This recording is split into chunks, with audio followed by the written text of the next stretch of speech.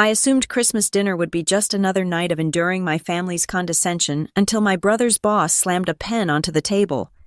He looked directly at me and demanded my signature right then.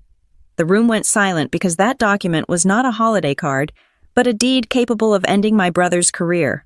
My brother had just mocked me as a failure, completely unaware that the logistics company he was desperate to acquire actually belonged to me. My name is Harper Rodriguez. I am 39 years old.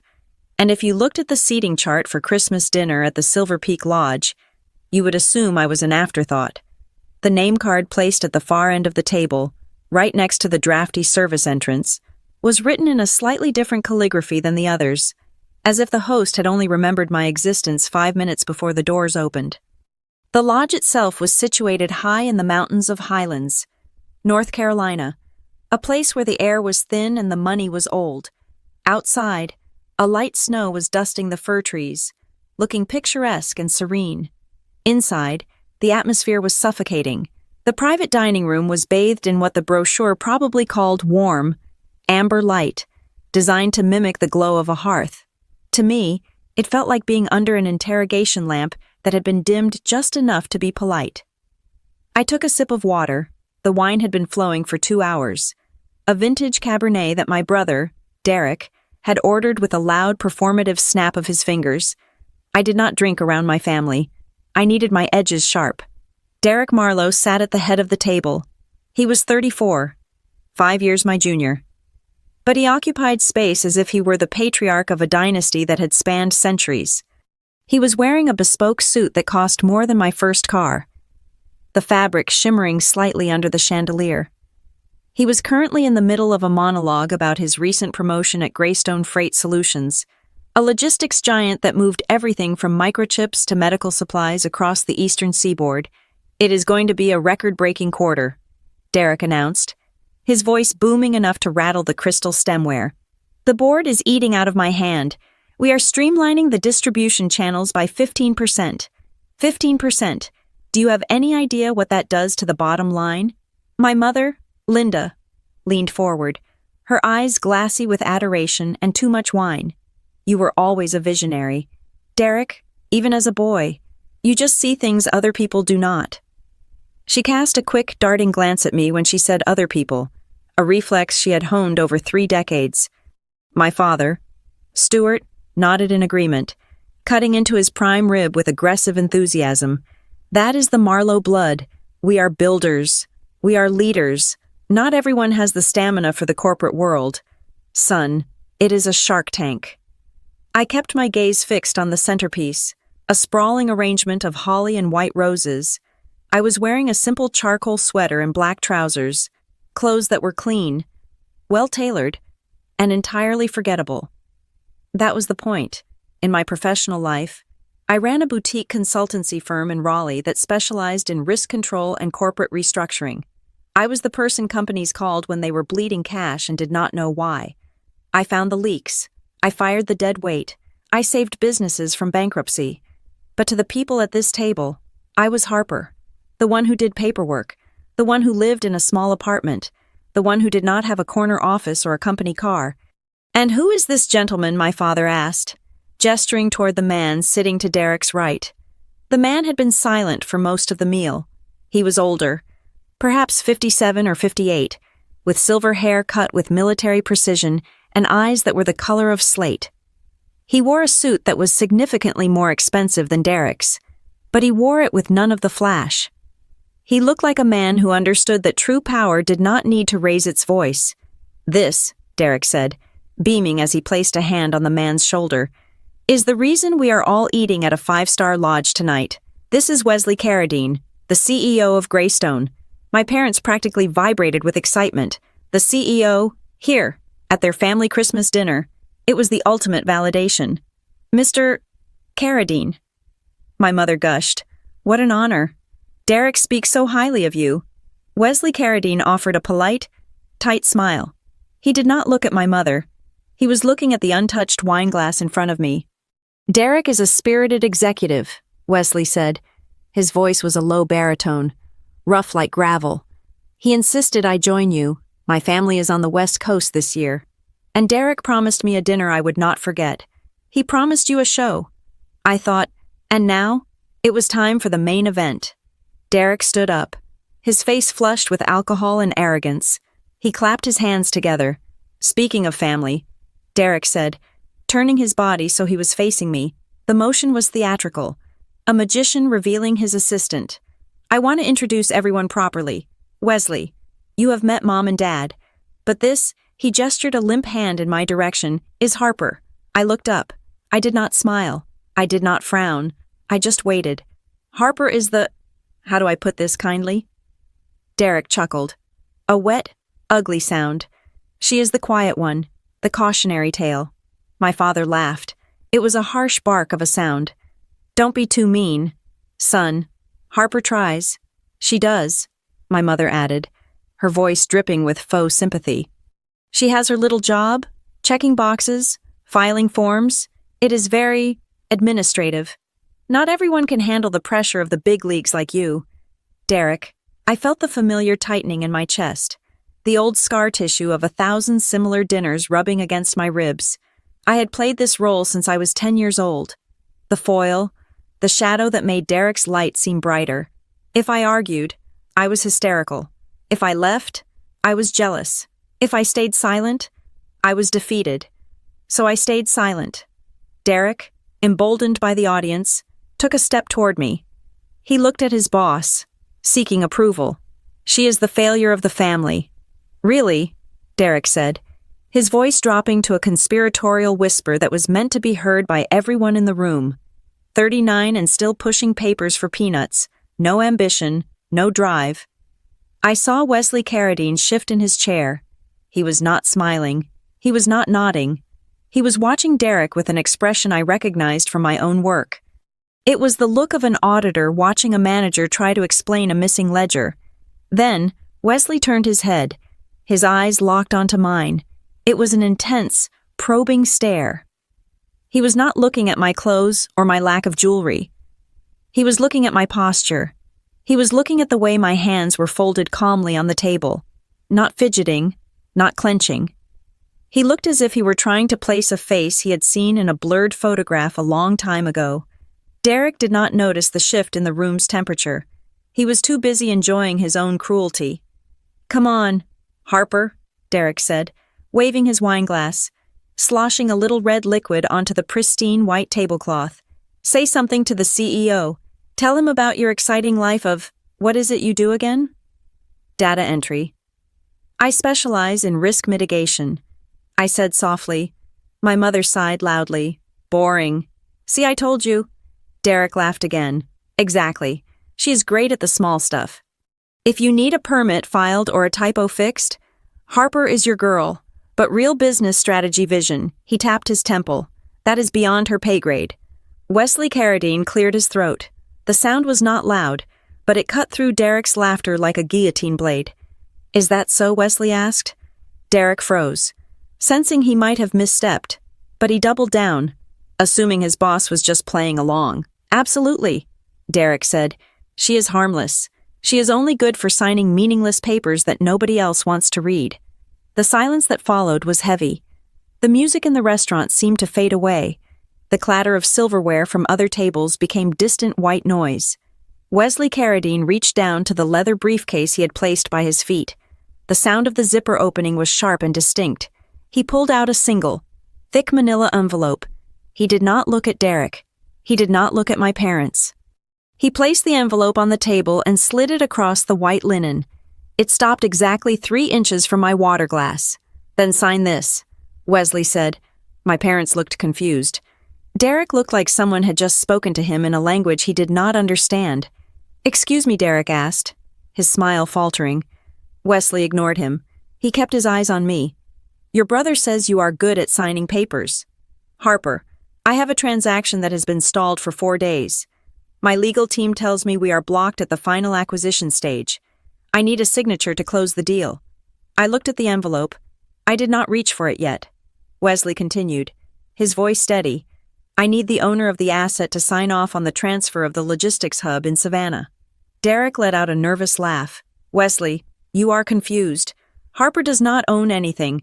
She rents an apartment in Raleigh. She drives a Honda. Wesley did not blink. "Open it," he said to me. I reached out. My hand was steady. I opened the flap of the envelope and slid out the top document. It was a standard commercial property transfer agreement. It was thick, heavy, and printed on bond paper. I skipped the legal boilerplate and looked at the names of the entities involved. Buyer Greystone Freight Solutions, seller Marlowe Bay Holdings, LLC. I felt a cold, electric thrill run down my spine. 6 years ago, I had restructured a failing shipping company in Charleston. They had no cash to pay my fee, so they offered me a dilapidated, abandoned warehouse near the port and a stretch of access road that connected the main highway to the freight terminal. It was a useless piece of concrete. Until it wasn't.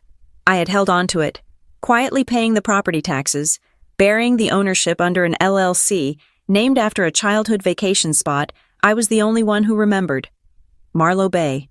Over the last 6 months, Greystone Freight Solutions, my brother's company, had been aggressively buying up every inch of logistics space on the coast. They were trying to create a monopoly on the supply chain, but there was one gap in their map, one choke point. They needed my warehouse. They needed my road. Without it, their trucks would have to detour 40 miles, adding 2 hours to every shipment. It would destroy their margins. Derek had been bragging about this acquisition for weeks. He had told me he was going to close the Savannah deal by Christmas and secure his bonus. He had no idea he was trying to buy me out, but Wesley Carradine knew. I looked up from the paper. Wesley was watching me, waiting to see what I would do. He had not come to this dinner to celebrate with Derek. He had come to ambush the ghost owner of the property that was holding his company hostage. He expected me to be flustered. He expected me to be the failure my brother described, someone who would panic and sign just to please the powerful men in the room. I read the final clause. The purchase price was blank. I looked at Derek. He was staring at the document, squinting, trying to read the text upside down. "What is that?" Derek asked, his voice high and thin. "Why does it say Marlowe Bay?" I looked at my mother. Her mouth was slightly open. I looked at my father. He had stopped chewing. Finally, I looked at Wesley. I picked up the heavy fountain pen that Wesley had placed next to the envelope. The metal was cold against my fingers. Derek let out a breath of relief. "See, she will sign anything. Just tell her where to put her name. Wesley." I held the pen over the signature line. The tip hovered a millimeter above the paper. Then, slowly, deliberately, I capped the pen. The click echoed in the silence. I pushed the document back toward Wesley. "No," I said. The word hung in the air. Derek's face turned a shade of purple I had never seen before. "Harper, what are you doing?" "Do not be an idiot. Mr. Carradine asked you to do something." I stood up. I smoothed the front of my sweater. I picked up my purse from the back of the chair. "I do not sign legal documents on a dinner table," I said, my voice calm, leveled, and devoid of the trembling submission they were used to. "And I certainly do not sign them without a purchase price filled in." Wesley's eyes widened slightly. A flicker of something passed across his face. "Respect." Derek stood up, knocking his chair back. "Harper, sit down. You are embarrassing me. You do not own that company. That is a mistake." I looked at my brother.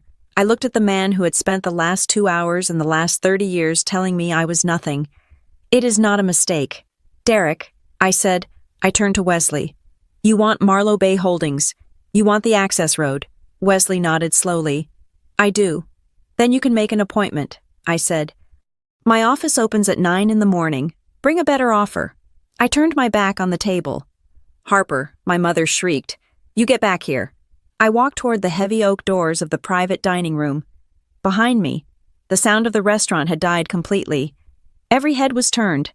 The only sound was the crackling of the fire and the ragged breathing of my brother, whose career was currently dissolving in a glass of expensive Cabernet. I did not look back. I pushed the doors open and stepped out into the cold, clean air of the hallway. For the first time in my life, the cold didn't bother me at all. The silence inside my car was a physical relief, heavy and absolute. I did not turn on the radio. I did not want music or news or the sound of another human voice. I just wanted the hum of the engine and the rhythmic thump of tires on the asphalt as the Silver Peak Lodge faded into the darkness behind me. The snow had stopped falling, leaving the road slick and black, reflecting the headlights like a mirror. I gripped the steering wheel at 10 and 2, my knuckles white, not from the cold, but from the adrenaline that was finally beginning to curdle into exhaustion. For 30 years, I had perfected the art of being invisible. It was a survival mechanism I developed before I even knew the word for it. In the Marlowe household, attention was a finite resource, hoarded entirely by Derek. To compete for it was to lose. To argue was to be labeled emotional. To succeed was to be viewed as a threat. So I had chosen the path of least resistance. I became the wallpaper. I became the quiet one. I became the failure they needed me to be so they could feel superior. It is strange how comfortable a lie can become if you wear it long enough. My mother called my work administrative. My father called it keeping busy. They imagined I spent my days filing alphabetical tabs and making coffee for people who did the real work. The reality was something they would not understand.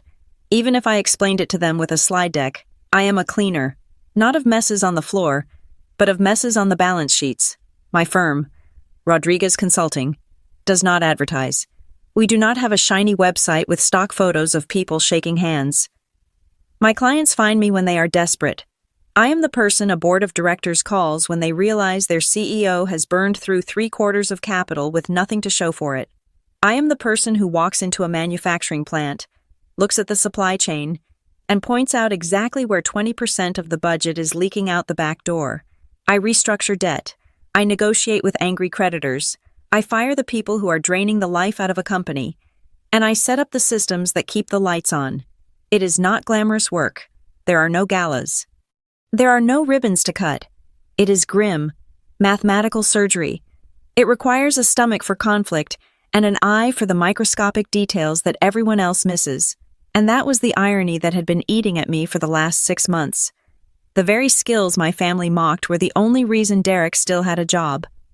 I merged onto the highway, the city lights of Raleigh glowing faintly in the distance. My mind drifted back to the dozens of emails sitting in my archive, all from Derek. They always started the same way. Harper, quick favor. Harper, just take a look at this real quick. Harper, the math isn't adding up. Fix it. He never asked. He assumed, since June, I had been his shadow analyst. When he was promoted to regional director at Greystone, he was woefully underqualified. He knew how to talk, how to shake hands, and how to order expensive wine, but he did not know how to read a profit and loss statement. He could not spot a liability if it was printed in neon red ink. So, I did it for him. I remembered a night 3 months ago. It was 2 a.m. Derek had sent me his quarterly projection deck that he was supposed to present to the board the next day. It was a disaster. The formulas were broken. He had projected a 40% growth based on revenue streams that did not exist. If he had presented that deck, he would have been laughed out of the room, or worse, fired for incompetence. I stayed up until dawn fixing it. I recalculated the margins. I adjusted the projections to be realistic but optimistic. I wrote the script he memorized. He got a standing ovation from the executive team. He called me afterward, not to say thank you, but to brag. They loved it. Harper, I crushed it. Dad is going to be so proud. I had said nothing. I let him have the win. That was my rule. I help in the dark. I do not need the applause. I just wanted to make sure he did not crash and burn, because if he did, the wreckage would fall on my parents, and inevitably, they would come to me to clean that up too. But generosity has a limit, and Derek had found it 2 weeks ago. It involved a vendor for his Client Appreciation Week, a massive event he organized to impress the top accounts. He had hired a high-end audio-visual company to set up the stage and lighting. The deposit was $6,000. Derek forgot to pay it. The vendor called him 48 hours before the event, threatening to pull the plug. Derek called me in a panic, whispering so his assistant wouldn't hear. Harper, I messed up. The corporate card is maxed out because of the travel expenses. If I ask accounting to wire it now, they will flag me for missing the deadline. You have to wire it. I will pay you back as soon as my bonus clears. I hesitated. $6,000 was not a small amount of money, even for me. But I could hear the terror in his voice. He was my little brother. I wired the money from my personal account. The event went ahead. Derek posted photos on LinkedIn of himself on the stage I had paid for, holding a microphone, looking like a king. 2 weeks passed. No repayment. When I texted him about it last Tuesday, he left me on read. When I brought it up casually on a call, he laughed it off. Relax. Harper, you know I am good for it. Don't be such a miser. You do not have kids or a mortgage. What do you need the cash for right now anyway? That was the moment the wall began to crack. It wasn't about the money. It was the entitlement. It was the assumption that my resources were merely a reservoir for his mistakes. I pulled my car into the driveway of my apartment complex. It was a quiet, brick building in a historic neighborhood. Modest, solid. It did not have a doorman or a valet, but I owned the unit outright. I owned the unit above me, too, and rented it out. Another thing my parents did not know. I unlocked my front door and stepped into the stillness of my sanctuary. The air smelled of vanilla and old paper. I tossed my keys into the bowl and walked straight to my home office. I sat down at my desk and opened my laptop. The screen glowed to life, illuminating the room with a cool blue light. I needed to see it. I needed to see the asset that had turned Wesley Carradine into a hunter at my dinner table. I logged into the secure portal for my holding company, Marlowe Bay Holdings, LLC. I had acquired the company 4 years ago, almost by accident. I was consulting for a trucking firm in Charleston that was going under. The owner was a good man, but he had been crushed by rising fuel costs and bad loans. When it came time to settle my invoice, he had tears in his eyes. He had no cash. All he had was a derelict transfer station in Savannah, a rusty warehouse, and 2 acres of cracked pavement that sat on a frontage road near the port. He told me it was worthless. The roof leaked. The fences were torn. I took it anyway. I marked my invoice as paid and took the deed. I felt bad for him, but then I did my research. I looked at the city planning maps. I looked at the expansion plans for the Port of Savannah. I realized that the worthless road on that property was the only straight line between the new container terminal and the interstate highway. Any truck leaving the new terminal had 2 choices: drive 40 minutes north to the Way Station Loop, or drive 2 minutes across the property owned by Marlowe Bay Holdings. For 3 years, I had sat on it. I paid the property taxes. I paid a landscaping crew to keep the weeds down. I waited.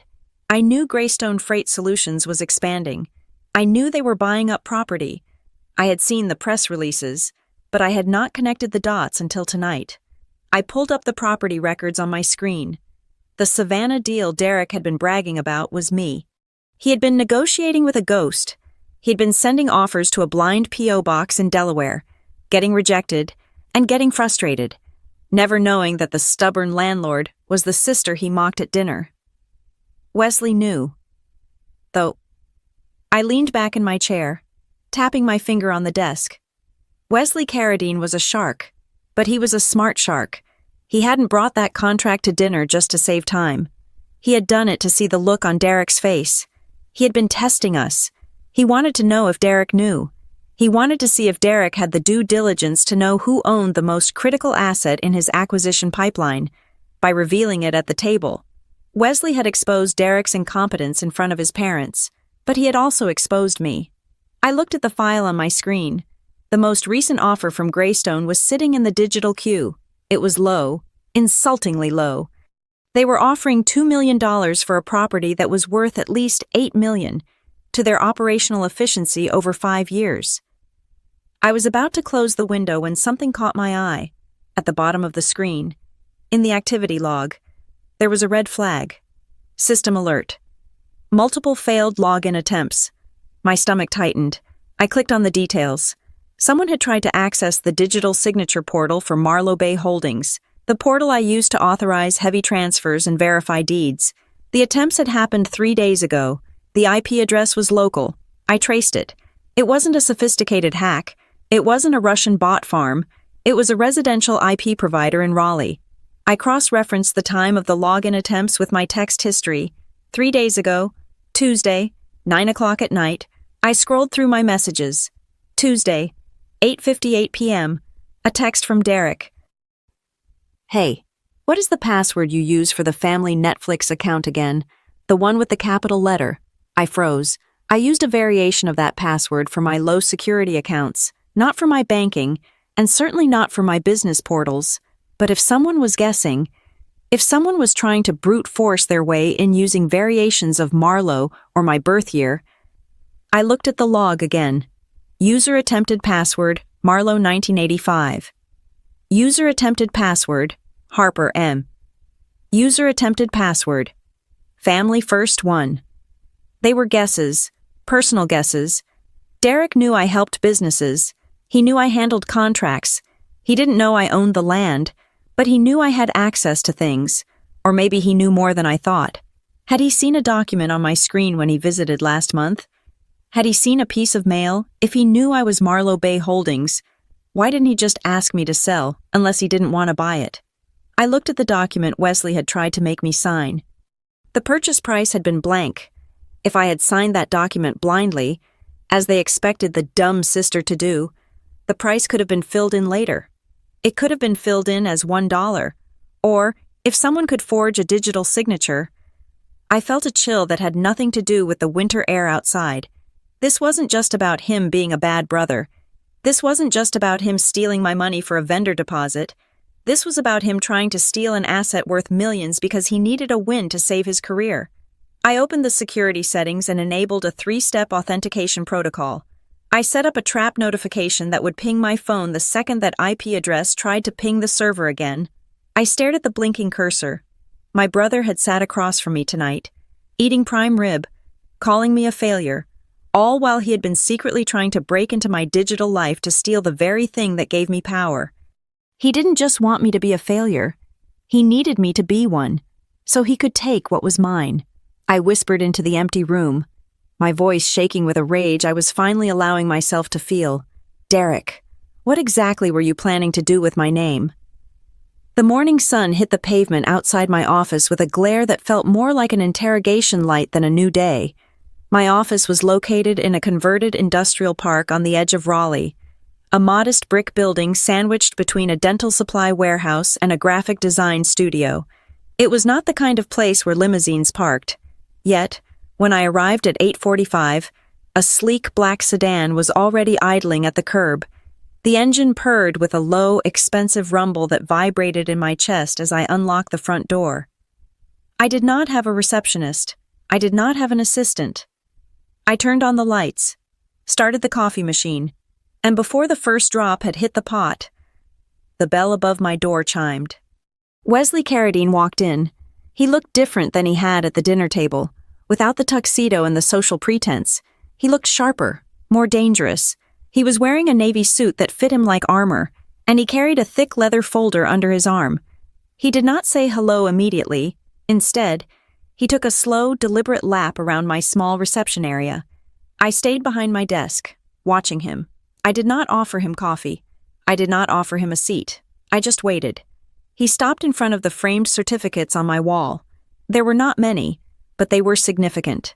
My certified fraud examiner license, my accreditation and business valuation, a framed letter of thanks from a manufacturing plant in Ohio that I had saved from liquidation 3 years ago. You run a lean operation. Harper, Wesley said, his back still turned to me. No overhead, no fluff, just the work. I prefer it that way, I replied, my voice steady. It keeps the fees lower for the clients who actually need help. Wesley turned around. His eyes swept over my desk, noting the organized stacks of files, the dual monitors, and the complete lack of personal clutter. He nodded, as if confirming a hypothesis. 13 years ago, he began, walking toward the chair opposite my desk but not sitting down yet. I was running a mid-sized transport company called Arrowhead Logistics. We were growing too fast. We had bought 20 new trucks we could not afford, and fuel prices spiked overnight. I was 2 months away from bankruptcy. My board wanted me to lay off 40% of the workforce to stop the bleeding. I remained silent. I knew the story. I knew the company. Wesley placed the leather folder on my desk and slid it toward me.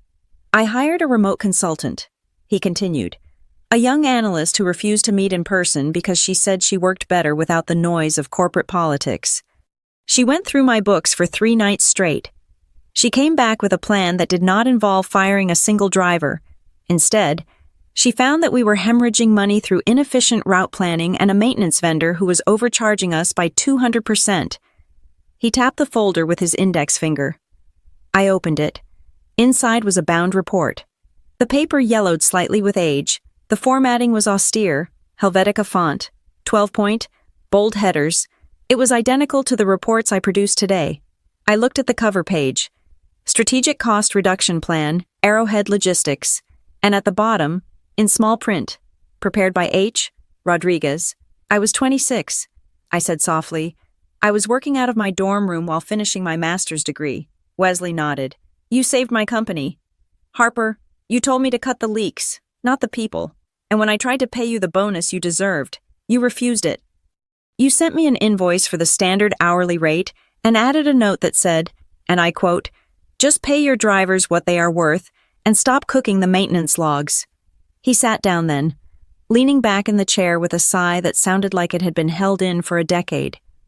I kept this report on my shelf, he said. It reminded me of what competence looks like. It has no ego. It just solves the problem. He looked me in the eye, and the steely reserve he had maintained at dinner finally cracked, revealing a profound frustration. Last night, when your brother called you a failure, I almost laughed in his face. It was physically painful to sit there and watch that charade. Derek stood there, preening like a peacock, taking credit for a company I built, while calling the woman who taught me how to save it a loser. I closed the folder. Why are you here? Wesley, you did not drive all the way to my office to reminisce about a job I did 13 years ago. No, he said, his voice hardening. I am here because I have a problem, and you are the only person who holds the key to solving it. He reached into his jacket pocket and pulled out a fresh document. This one was crisp and white. Greystone is in the middle of a massive merger, he explained. We are acquiring a network of regional warehouses to dominate the Southeast Corridor. The deal is worth $400 million, but the entire logistics map relies on a single transfer point in Savannah. If we do not control that access road, the efficiency model collapses, and the investors walk away. He pointed to my laptop. You own the choke point. Harper, Marlow Bay. Holdings is you. I nodded. I bought it 4 years ago. It was a distressed asset. I saw the potential. Wesley gave a short, impressed laugh. Derek thinks you are lucky. I know you are strategic. That is why I'm not going to insult you by asking you to sign the paper I brought to dinner. That was a test, and you passed it. He leaned forward, his elbows on his knees. I want to buy the property. Yes, we will pay fair market value. But that is not why I am here. I am here because I need to hire you. I raised an eyebrow. You have an entire compliance department. Wesley, you have Derek. That is exactly the problem, Wesley said grimly. He lowered his voice. Even though we were the only 2 people in the building, for the last 10 months, the operational costs at Greystone have been drifting upward. At first, it looked like inflation. Then it looked like bad luck. But 3 weeks ago, I started seeing patterns that looked familiar. They looked like the kind of patterns you pointed out to me 13 years ago at Arrowhead: duplicate invoices, ambiguous vendor categories, travel expenses that do not match the client logs. My stomach tightened. I thought of the vendor deposit I had paid for Derek. I thought of the lavish lifestyle he had been flaunting. We are under an internal audit, Wesley said. The board is nervous. If we do not clean this up before the merger closes in 6 months, the SEC will tear us apart. I need an independent compliance and integration advisor, someone from outside the company who has no loyalty to the executive team, someone who can look at the numbers and see the story they are hiding. He paused, letting the weight of his next words settle in the room. The epicenter of the financial bleed seems to be coming from the Mid-Atlantic division. I felt a coldness spread through my veins. That is Derek's division. I said. Wesley did not blink. Yes, it is. He sat back, watching my reaction. I need you to come inside. Harper, I need you to lead the integration of the new warehouse network, including your own property. That gives you clearance to access every contract, every ledger, and every expense report in the system. I will pay you a retainer of $25,000 a month for 6 months, plus a success fee when the merger closes. He was offering me a fortune. But more than that, he was offering me a weapon. "You want me to investigate my own brother?" I said flatly. "I want you to investigate the truth," Wesley corrected. "If Derek is clean, you will prove it, and his career is safe. If he is not—" He let the sentence hang in the air. I stood up and walked to the window. Outside, a delivery truck was backing into the loading dock of the dental supply building. The backup alarm beeped rhythmically. I thought about the way Derek had laughed at me last night. I thought about the way my parents had looked at him with blind worship while he mocked my existence. I thought about the brute force hacking attempts on my server from Tuesday night. Derek was not clean. I knew that. Wesley suspected it. But suspicion was not proof. I turned back to Wesley. "I have conditions," I said. "Name them." "First, I answer only to you and the General Counsel. Not to HR, not to the CFO, and certainly not to the Regional Director of the Mid-Atlantic." "Agreed." "Second, my ownership of Marlow Bay Holdings remains anonymous until the deal is finalized. I do not want Derek to know I am the one selling him the land until the ink is dry." "Smart," Wesley said. "Agreed." "And third," I said, resting my hands on the back of my chair, "this is a compliance audit. It is not a hit job. I will follow the numbers where they go. If they lead to Derek, so be it. But I am not doing this to destroy him. I am doing this because I do not sign my name to lies." Wesley stood up and extended his hand. "I would not expect anything less from the woman who saved my first company," he said. I shook his hand. His grip was firm and dry. "One more thing," Wesley added as he picked up his folder. "You should know that Derek has already submitted his expense report for the Christmas dinner." He categorized it as client development. I felt a bitter smile touch my lips. Of course he did. I said. Wesley walked to the door, then paused with his hand on the handle. He put the entire bill on the corporate card. "Harper, including the wine, including the room rental." He claimed he was meeting with a high-net-worth investor to discuss the Savannah acquisition. I looked at Wesley, realizing the trap Derek had built for himself. I said, he just did not realize she was sitting across the table. Wesley gave a rare, genuine smile. "See you Monday. Harper, bring your sharpest pen." When the door closed, I stood in the silence of my office. The sunlight had shifted, cutting across the floor in a sharp angle. I looked at the old report on my desk, the one I had written when I was 26. Naive enough to think that good work was all that mattered, I was not naive anymore. I sat down and pulled up my calendar. I had work to do. If I was going into the lion's den, I needed to be ready. I was not going in as Harper the sister, or Harper the failure. I was going in as the independent advisor, and for the first time in his life, Derek was going to be held accountable by someone he could not bully into silence. The headquarters of Greystone Freight Solutions was located in Briarhaven, North Carolina, a sprawling campus of glass and steel that looked more like a technology firm than a trucking logistics company. On Monday morning, I walked through the revolving doors, not as Harper the sister, but as Harper the independent compliance and integration advisor. The security guard handed me a badge that had my photo and the word external printed in a bold red bar across the bottom. I liked that word. It defined my perimeter. I was here to observe, not to belong. Wesley had set me up in a conference room on the 4th floor, commonly referred to as the war room during mergers. It was soundproofed and detached from the main bullpen. Within the first hour, I had been introduced to the chief financial officer, the general counsel, and the head of human resources. They were polite, but their smiles were tight. To them, I was a necessary friction. A consultant hired to smooth out the acquisition of the warehouse network. None of them knew I shared a last name with their regional director of the Mid-Atlantic. To them, I was just Ms. Rodriguez from Raleigh, the woman with the reputation for cleaning up messes. I spent the first 2 days building a baseline. I needed to understand the normal rhythm of the company before I could spot the arrhythmia. I requested access to the central server, the shared project drives, and the granular expense management system. By Wednesday afternoon, I had isolated the data for the Mid-Atlantic division. The first thing I looked for was the Savannah Optimization Project. This was the initiative Derek had bragged about at the dinner table.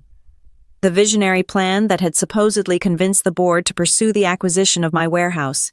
I found the file in a restricted folder. It was a masterpiece of logistics modeling.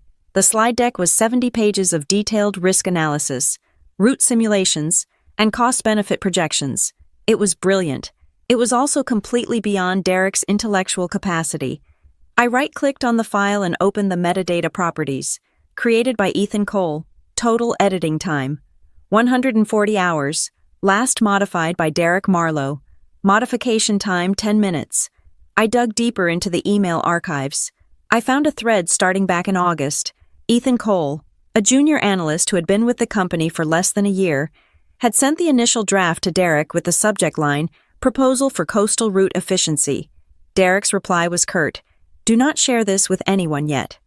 I need to review it for strategic alignment. Send me the raw data and delete the draft from the shared drive." Over the next 3 months, the pattern repeated. Ethan would do the work, send it to Derek, and Derek would forward the final product to the executive team with the text, "Here is the concept I have been developing over the weekend. I think this solves our bottleneck." He had erased the boy entirely. He had treated Ethan exactly the way he treated me, a resource to be mined and then discarded. I made a note in my physical ledger, keeping it offline. Intellectual property theft confirmed. Next, I turned to the money. The expense reports for the Mid-Atlantic division were a labyrinth. At first glance, they looked standard. There were line items for travel, meals, and client entertainment. But when I cross-referenced the dates with the company calendar, the discrepancies began to glow like embers. There was a charge for $4,000 categorized as strategic off-site meeting. Aspen.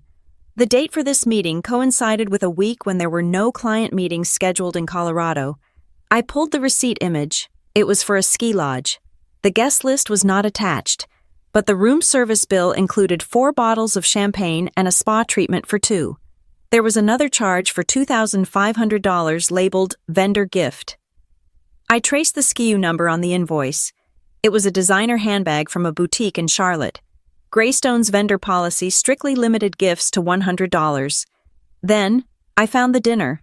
The charge for the Silver Peak Lodge was dated December 25th. The total was nearly $8,000. Derek had filed it under Client Development Savannah Acquisition Negotiation. He had expensed our family Christmas dinner. He had expensed the wine he drank while mocking me. He had expensed the very meal where he tried to trick me into signing away my property. The audacity was breathtaking. He wasn't just stealing from the company. He was making the company pay for the stage upon which he performed his abuse. But these were just petty thefts. These were the actions of a greedy man living beyond his means. What I found next was different. This was systemic. I was analyzing the accounts payable ledger, looking at the recurring payments to subcontractors. These were the smaller trucking companies that Greystone hired to handle overflow during peak seasons. One name stood out: Apex Logistics Support. It was a generic name, the kind that blends in on a spreadsheet. They were billing Greystone for consulting services and freight coordination every month like clockwork. The amounts were always just under the threshold that required a secondary approval signature: $4,500, $4,800. I clicked on the vendor profile. The address was a P.O. box in a strip mall in Greensboro. I followed the money trail. I pulled the wire transfer records from the banking interface. The money from Greystone went to Apex Logistics Support, and within 24 hours, 70% of it was transferred out to a personal credit union account. I knew that credit union. I knew the routing number. I had memorized it 5 years ago when my parents were threatening to lose their house, and I had wired them $15,000 to cover their mortgage arrears. The account belonged to the Stuart and Linda Marlowe Joint Trust. I sat back in my chair, the air in the conference room suddenly feeling very thin. This wasn't just Derek skimming off the top. This was a family business. Derek was using his position to siphon company funds directly into our parents' bank account. The timeline matched perfectly. The payments to Apex started 3 months after Derek got his promotion. It explained everything.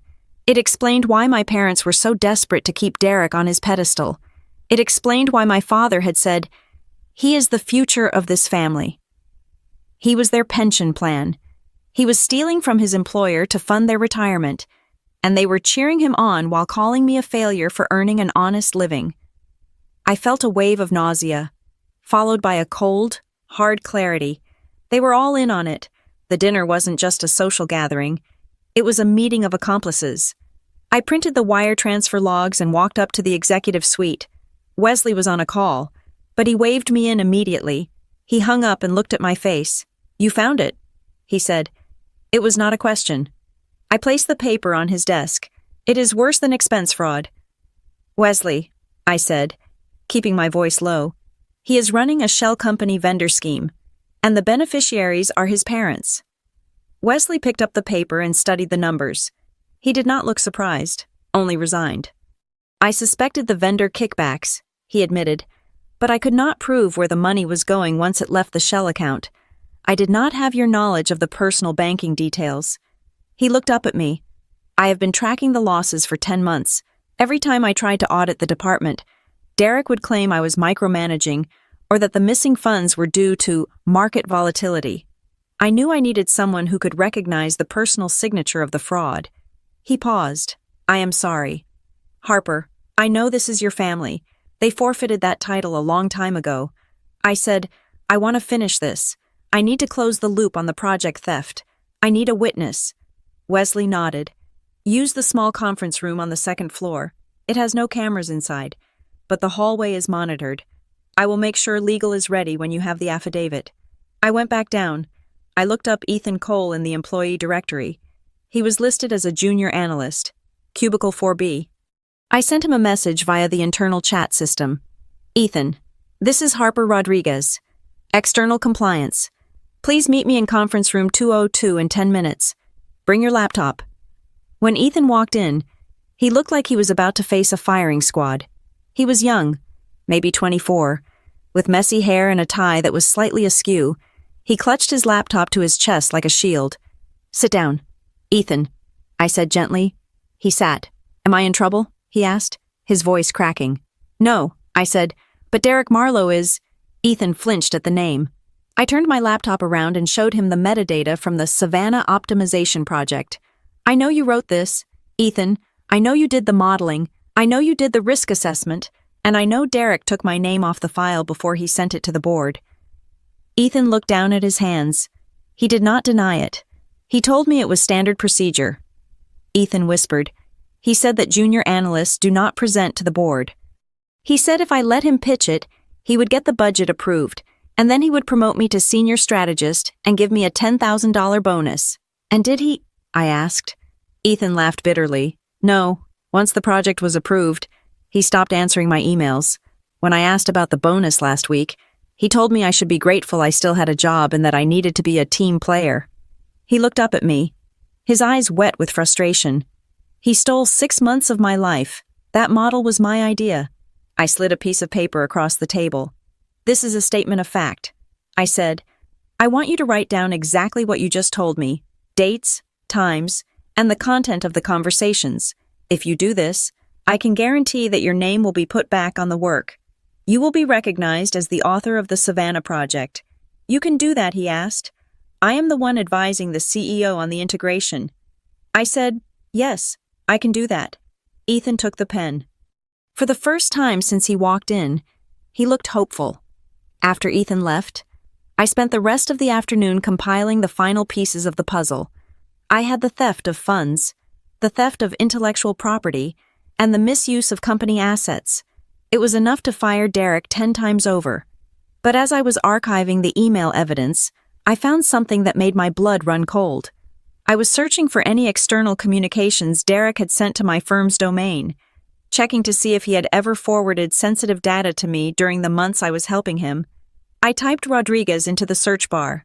A list of emails populated. Most were the ones I expected the requests for help he had sent to my real email address, but there was another address in the list. Harper, Rodriguez, Consuting. Com. I squinted at the screen. At first glance, it looked correct, but then I saw it. My firm's domain was Rodriguez Consulting. Com. The email in the system was spelled with a capital I instead of a lowercase l in the word consulting. On a sans serif screen font, they looked identical. I clicked on the profile. The domain had been registered 3 weeks ago, There were 5 emails sent from this fake address to the accounts payable department at Greystone. I opened one. Subject urgent. Change of wire instructions for vendor payments. Body, please update the banking details for the Marlow Bay Holdings acquisition deposit to the attached account effective immediately. Best. Harper Rodriguez. I sat frozen. Derek wasn't just trying to get me to sign the deed. He was building a backdoor. He had created a fake email identity that looked like mine. He was positioning himself to intercept the purchase funds if the deal went through, or perhaps to authorize things in my name without my knowledge. He was impersonating me. I checked the IP address of the sender. It was the same residential IP that had tried to hack my portal on Tuesday. This was no longer just corporate fraud. This was identity theft. I whispered into the silence of the war room. Derek, you did not just cross a line, you erased it. I picked up the phone and dialed Wesley's direct line. We need to lock down the accounts payable server. I said, now, and do not let Derek leave the building. The vibration of my phone against the hardwood desk was relentless. It was not a ringtone. It was a drilling sound. A constant, insect-like buzzing that seemed determined to fracture the silence of my workspace. I had set my phone to silent mode, but Derek was not the kind of person who accepted silence as an answer. He viewed it as a technical difficulty on the line, something to be overcome by sheer volume of attempts. I looked at the screen. Derek, then Mom, then Dad, then Derek again. The notifications stacked up like bricks in a wall they were trying to build around me. Finally, I picked up. I did not say hello. Harper, thank God. Derek's voice came through, breathless and fast. He sounded like he was pacing. I have been trying to reach you for 2 hours. Where are you? I am working. Derek, I said calmly, which is what you should be doing. Listen to me, he snapped, his tone shifting instantly from relief to command. I need you to do something. It is simple. I need you to send an email to HR. Just a quick note. Tell them that you and I have been collaborating on the Savannah project for months. Tell them you provided the raw data, and I did the strategy. I closed my eyes.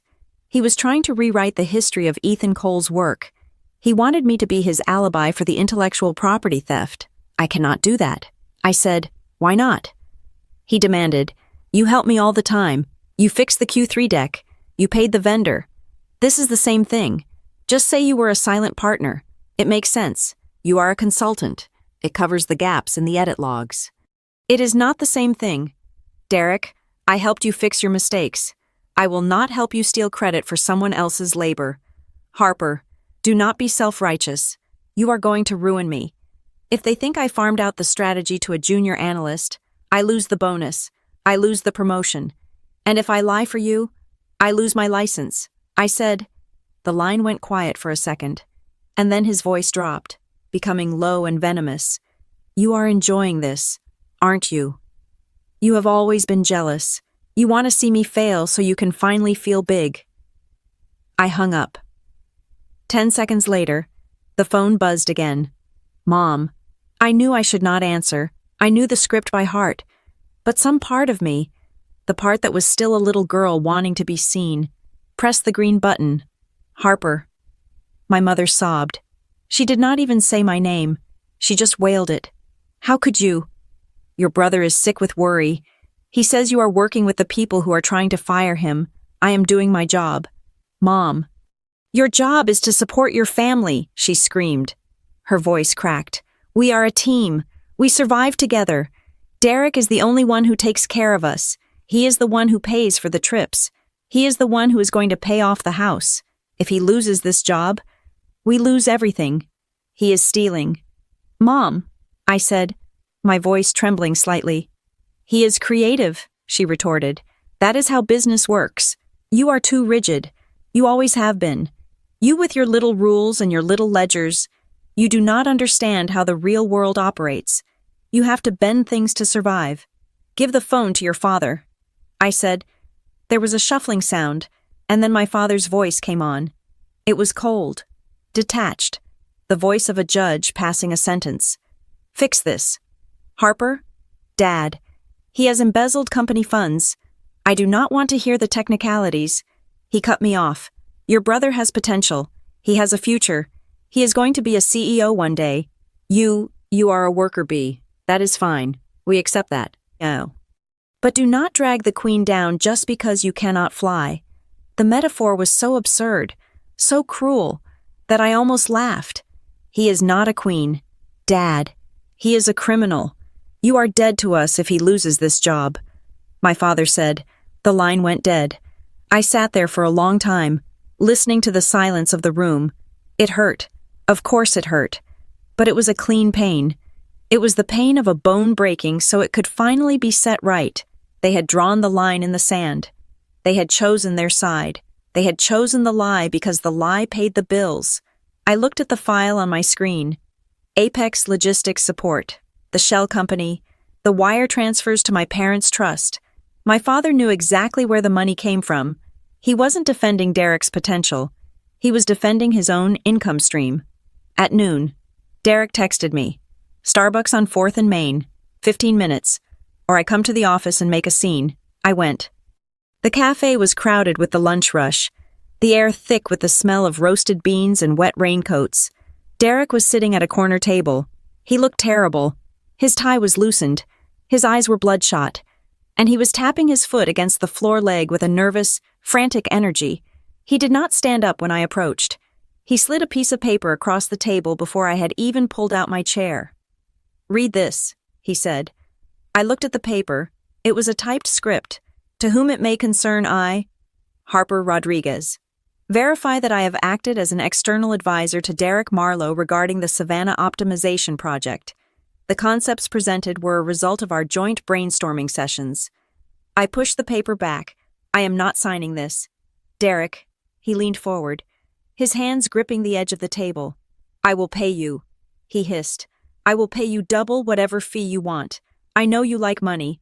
I will wire you the $6,000 for the vendor thing today. Cash. I looked at him. Really looked at him. He was desperate. He was a man who had built a castle out of playing cards and was now terrified of a stiff breeze. It is not about the $6,000, I said. Then what do you want? He demanded. You want an apology? Fine. I am sorry. I am sorry I called you a failure. I am sorry I made fun of your job. Is that enough? Can we move on now? It was so hollow. He thought words were just currency, coins to be traded to get what he wanted. I want to know about Apex Logistics, I said. Derek froze. His face went pale, then red. What I know about the shell company. Derek, I know you set it up. I know you are funneling under-the-table payments to Mom and Dad's trust fund every month. He laughed. A sharp, nervous bark. You are crazy. You are reading too many spy novels. I have the bank records, I said quietly. I have the IP logs. I traced the wire transfers. He stared at me, his mouth slightly open. Then, the fear in his eyes hardened into something uglier. Malice. So you were spying on me. You used your little access to dig up dirt on your own family. You are pathetic. I am investigating fraud. I said, and I found it. Derek leaned back, crossing his arms. A smirk played on his lips. You won't turn that in. You can't. If you report that, Mom and Dad go down too. They are beneficiaries. Do you want to see Dad in handcuffs? Do you want to see Mom on the news? He was using them as human shields. He knew I had spent my life trying to please them, trying to buy their love. He was betting that I was still that desperate little girl. I am not the one who put them in danger. Derek, you are... He waved a hand dismissively. They deserve that money. They raised us. They supported me. It is a return on investment. He leaned in closer, his voice dropping to a whisper. And speaking of investments, let's talk about the real issue. Let's talk about Marlowe Bay. My breath caught in my throat. I had not told him. Wesley had not told him. Oh, don't look so surprised. Derek sneered. I did some digging too. It took me a while, but I found the registered agent for the LLC. You think you are so clever, hiding behind a corporate veil. But I know it is you. You are holding the road hostage. He tapped the table with his finger. Here is the deal. Harper, you are going to sign the transfer deed for the warehouse. You are going to sign it over to Greystone for the original offer price, $2 million. The property is worth $8 million. I said automatically, not to me. he said. To me. It is worth my job. You sign that deed, and I get to close the deal. I look like a hero.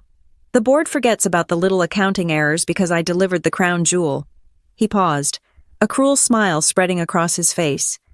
Consider it your contribution. You owe us. You have been hoarding that asset while Mom and Dad struggle.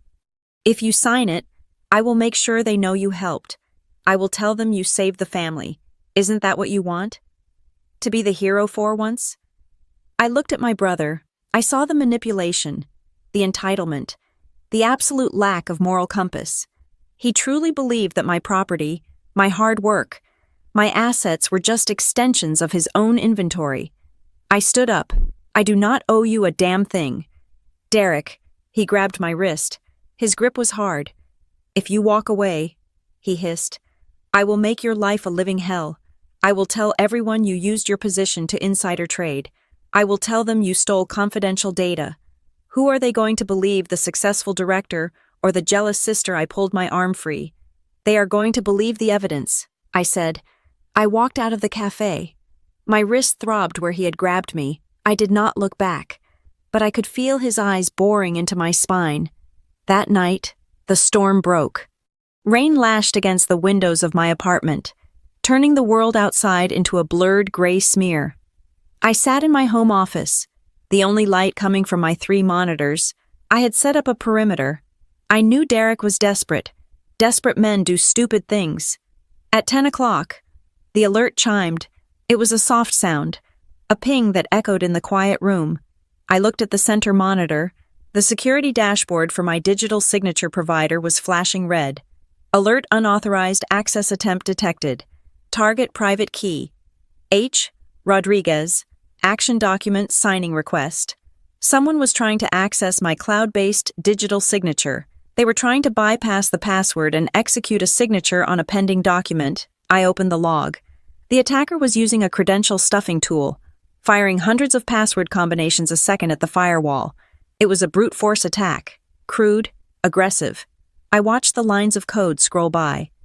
They were trying to sign a document labeled Transfer Deed, Marlow Bay Final, PDF. He wasn't waiting for me to agree.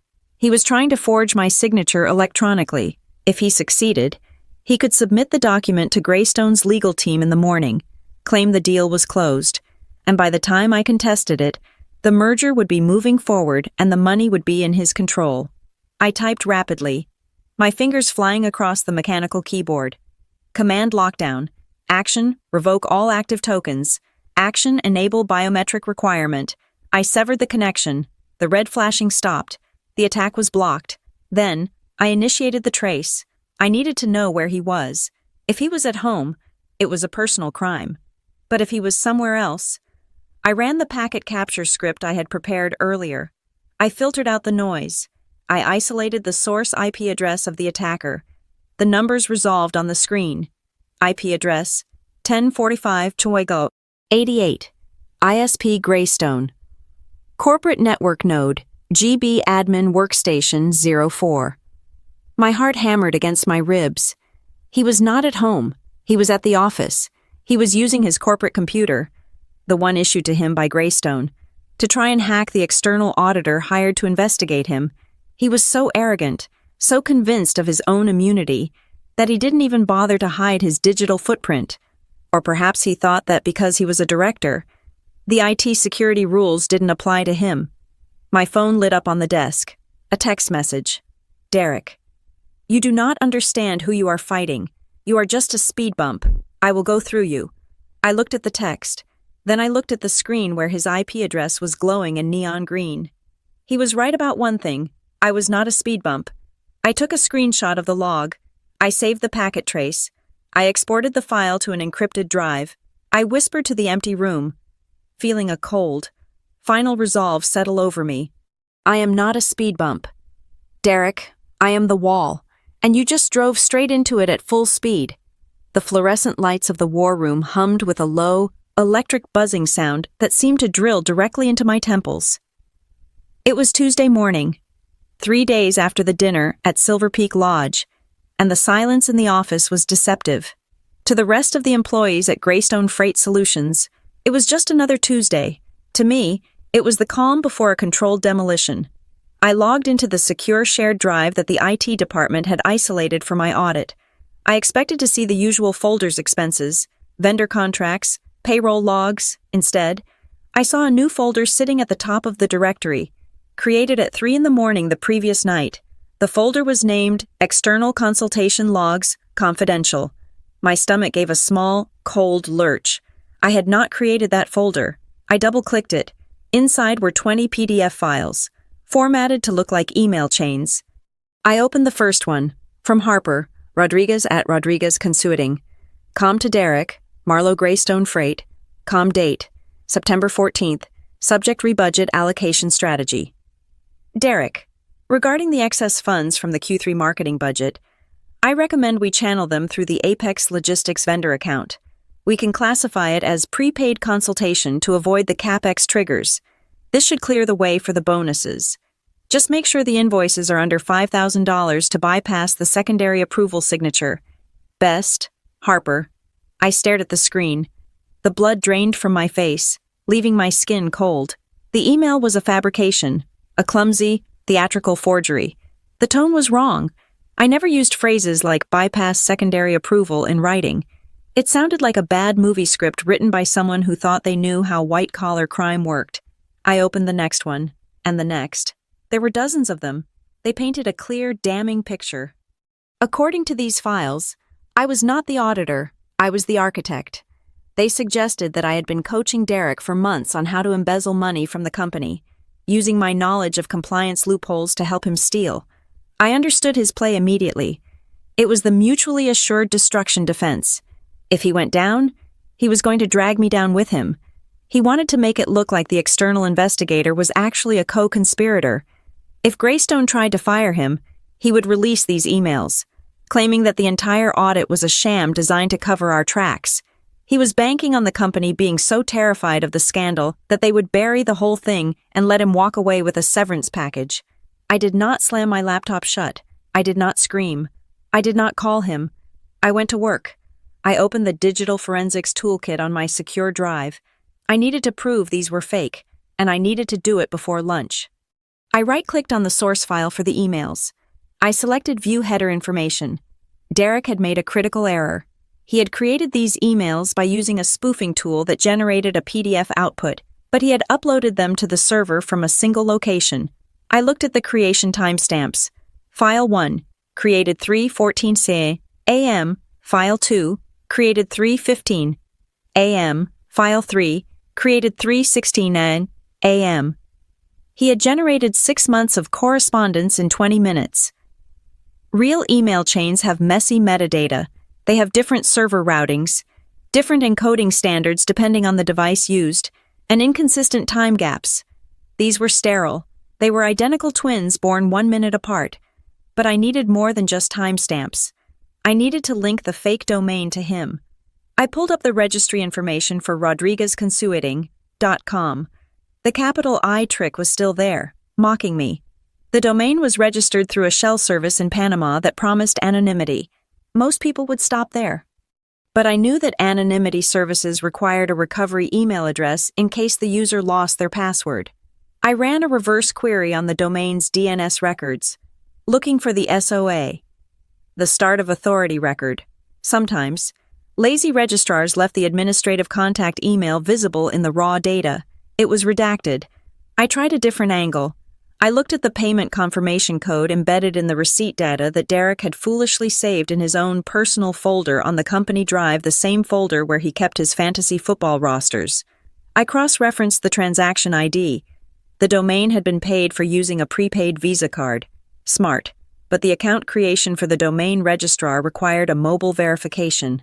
I ran the masked phone number through a breach database tool I used for background checks.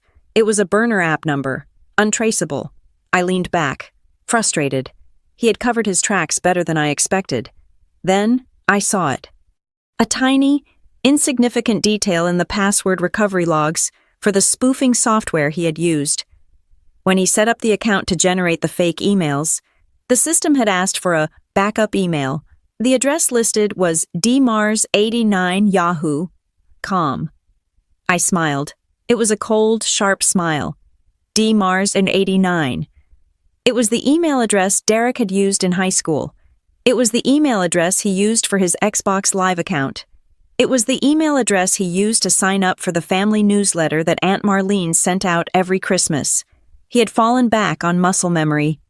In the middle of the night, exhausted and panicked, he had typed in the email address he had known for 15 years instead of creating a new one. He had signed his own confession. I exported the logs. I took screenshots of the timestamps. I highlighted the recovery email address. I built a chain of custody so solid that a first-year law student could win the case. I did not go to human resources. HR was porous. HR gossiped. And I knew Derek had charmed the VP of HR with his future CEO act. I walked straight to the office of the general counsel. His name was Marcus Thorne. He was a man who looked like he was carved out of granite, with a reputation for being absolutely ruthless when it came to protecting the company shield. I placed the flash drive on his desk. "We have a problem. Marcus," I said, "and it is not just embezzlement anymore. It is fabrication of evidence and criminal impersonation."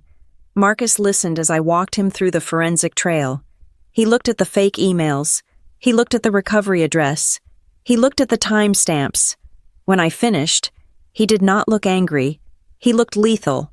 "He is trying to blackmail the audit," Marcus said, his voice terrifyingly calm. "He thinks if he throws enough mud, we will be too afraid to clean it up." He picked up his phone and dialed a 4-digit extension. "Wesley, can you come to legal? We have a situation. Capital S." 10 minutes later, Wesley Carradine was looking at the evidence. His face was gray. "He is my employee," Wesley said softly. "I promoted him. I invited him to my house. He is a cancer." "Wesley," Marcus said, "and we need to cut him out before he metastasizes." I spoke up. "We cannot just fire him. If we fire him now, he will leak these fake emails to the press. He will claim wrongful termination and whistleblower retaliation. He will say we fired him because he refused to go along with my illegal schemes." Wesley looked at me. "So what do? We hold a hearing," I said. "A formal, recorded internal tribunal. We let him present his evidence. We let him put these fake emails on the record. We let him lie under oath. And then, once he has committed to the lie, we show him the logs. We show him the timestamps. We show him the recovery email." Marcus nodded. "We trap him. We get him to perjure himself in an official corporate proceeding. Then we do not just fire him for cause. We hand the transcript to the district attorney. It was brutal. It was necessary. Just as we were finalizing the plan, my cell phone rang. It was an unknown number with a Georgia area code. I answered it on speaker. "Hello, Ms. Rodriguez. This is Ben Miller from Savannah Port Authority." "Yes, Mr. Miller. How can I help you?" "I just wanted to double-check something before we process the filing." He said, "We received the amended terms for the easement on the Marlow Bay property. The document you sent over this morning." I froze. I did not send any document. "Mr. Miller?" There was a pause on the line. "That is strange." He said, "I have a PDF here. Grant of easement and right-of-way. It authorizes Greystone Freight Solutions to begin construction on the access road immediately, prior to the final sale. It has your signature on it. Do not process that file." I said, my voice sharp. "That is a forgery. I am locking the deed. If you touch that property, I will sue the Port Authority for negligence." Okay, he stammered. "I will flag it. But, Ms. Rodriguez, the signature looks real. It has the notary seal and everything. Send it to me. Now." I hung up.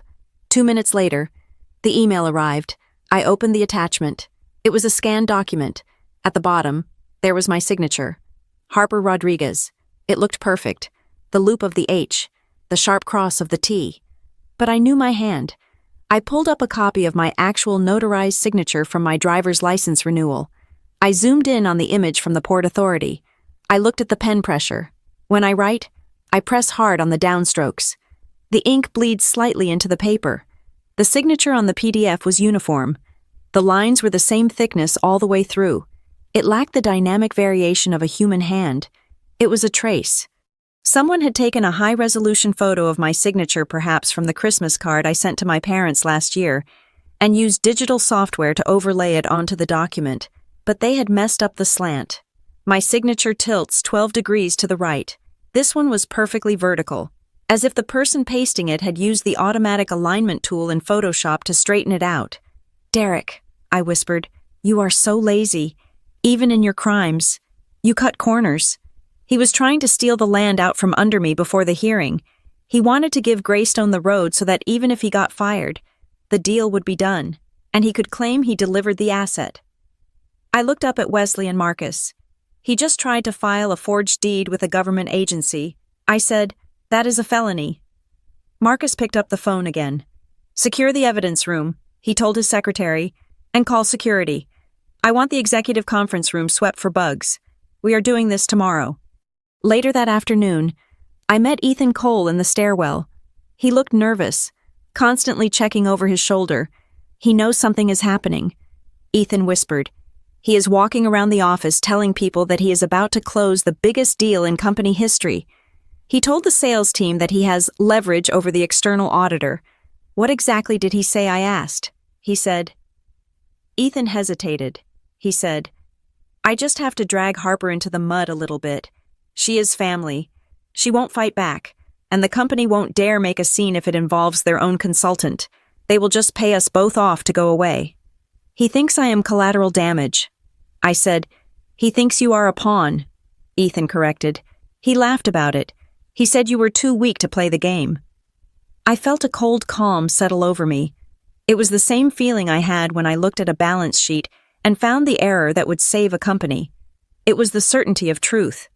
Derek had spent his whole life thinking the world was a stage where he was the main character and everyone else was a prop.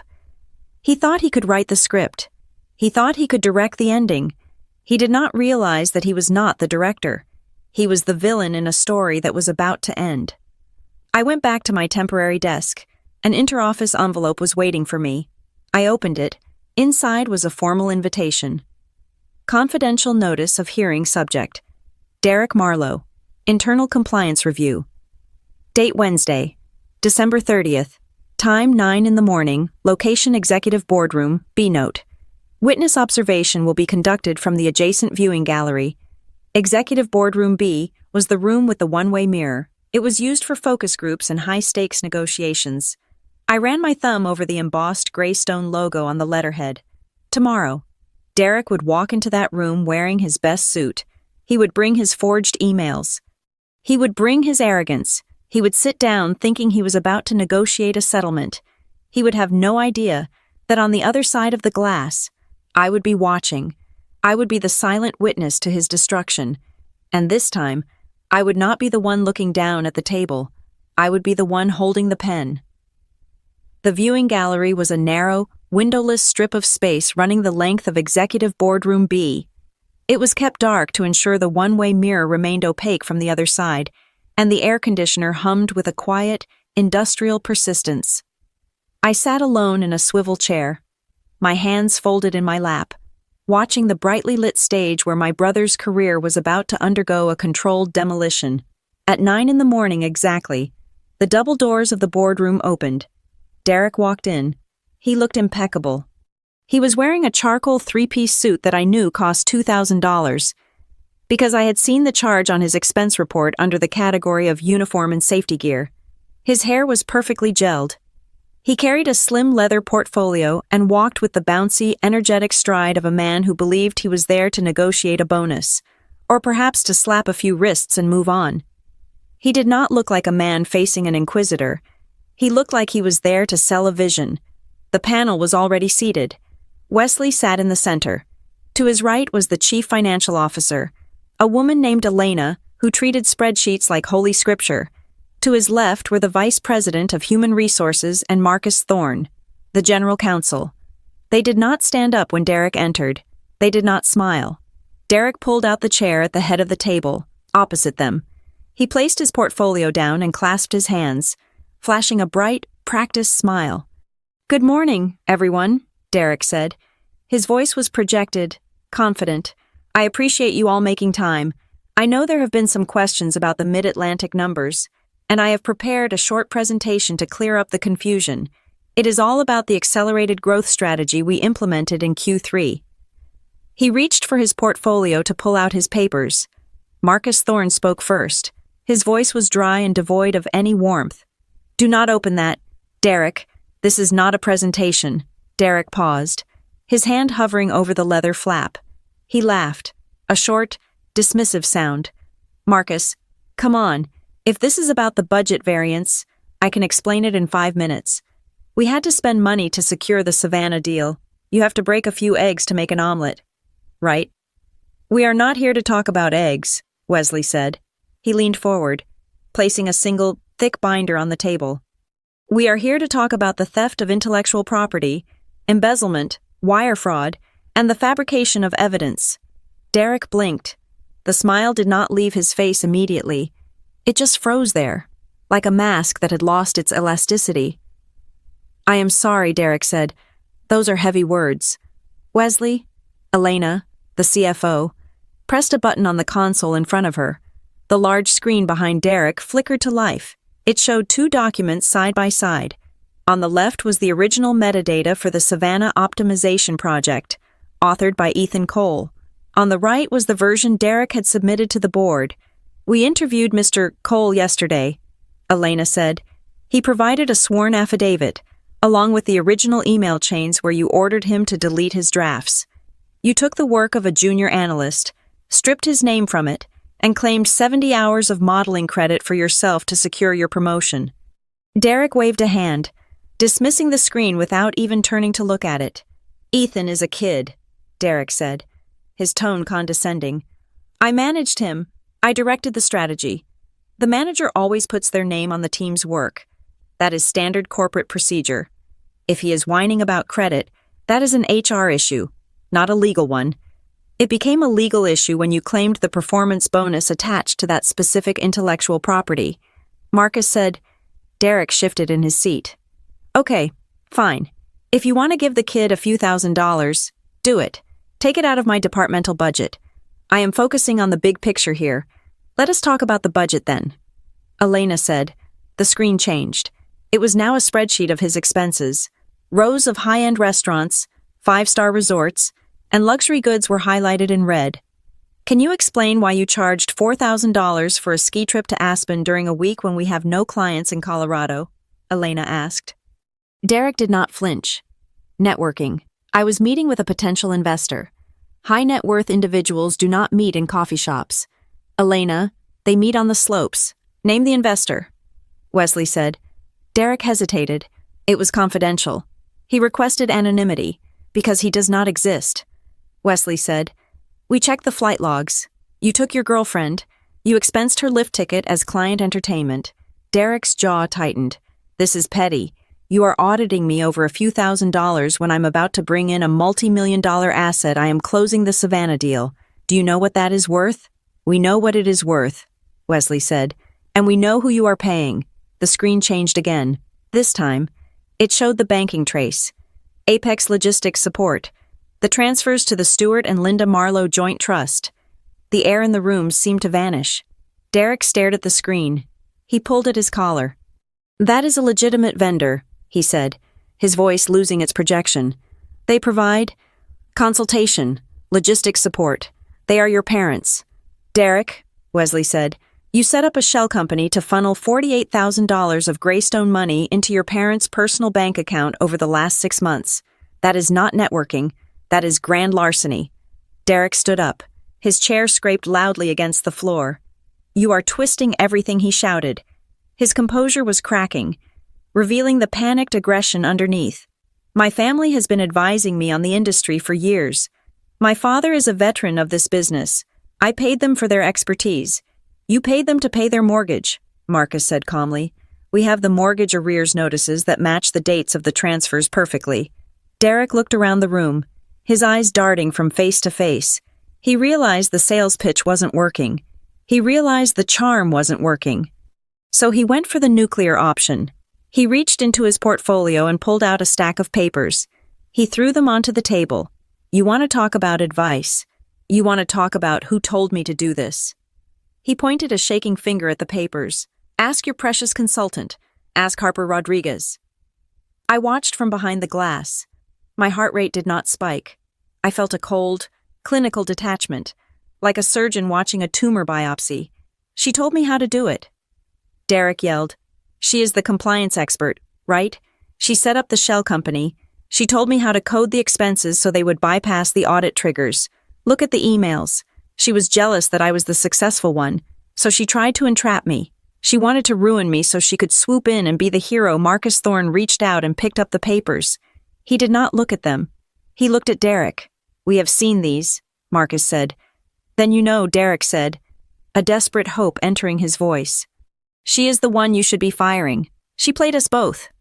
Marcus pressed a button on his laptop. The screen behind Derek changed for the final time.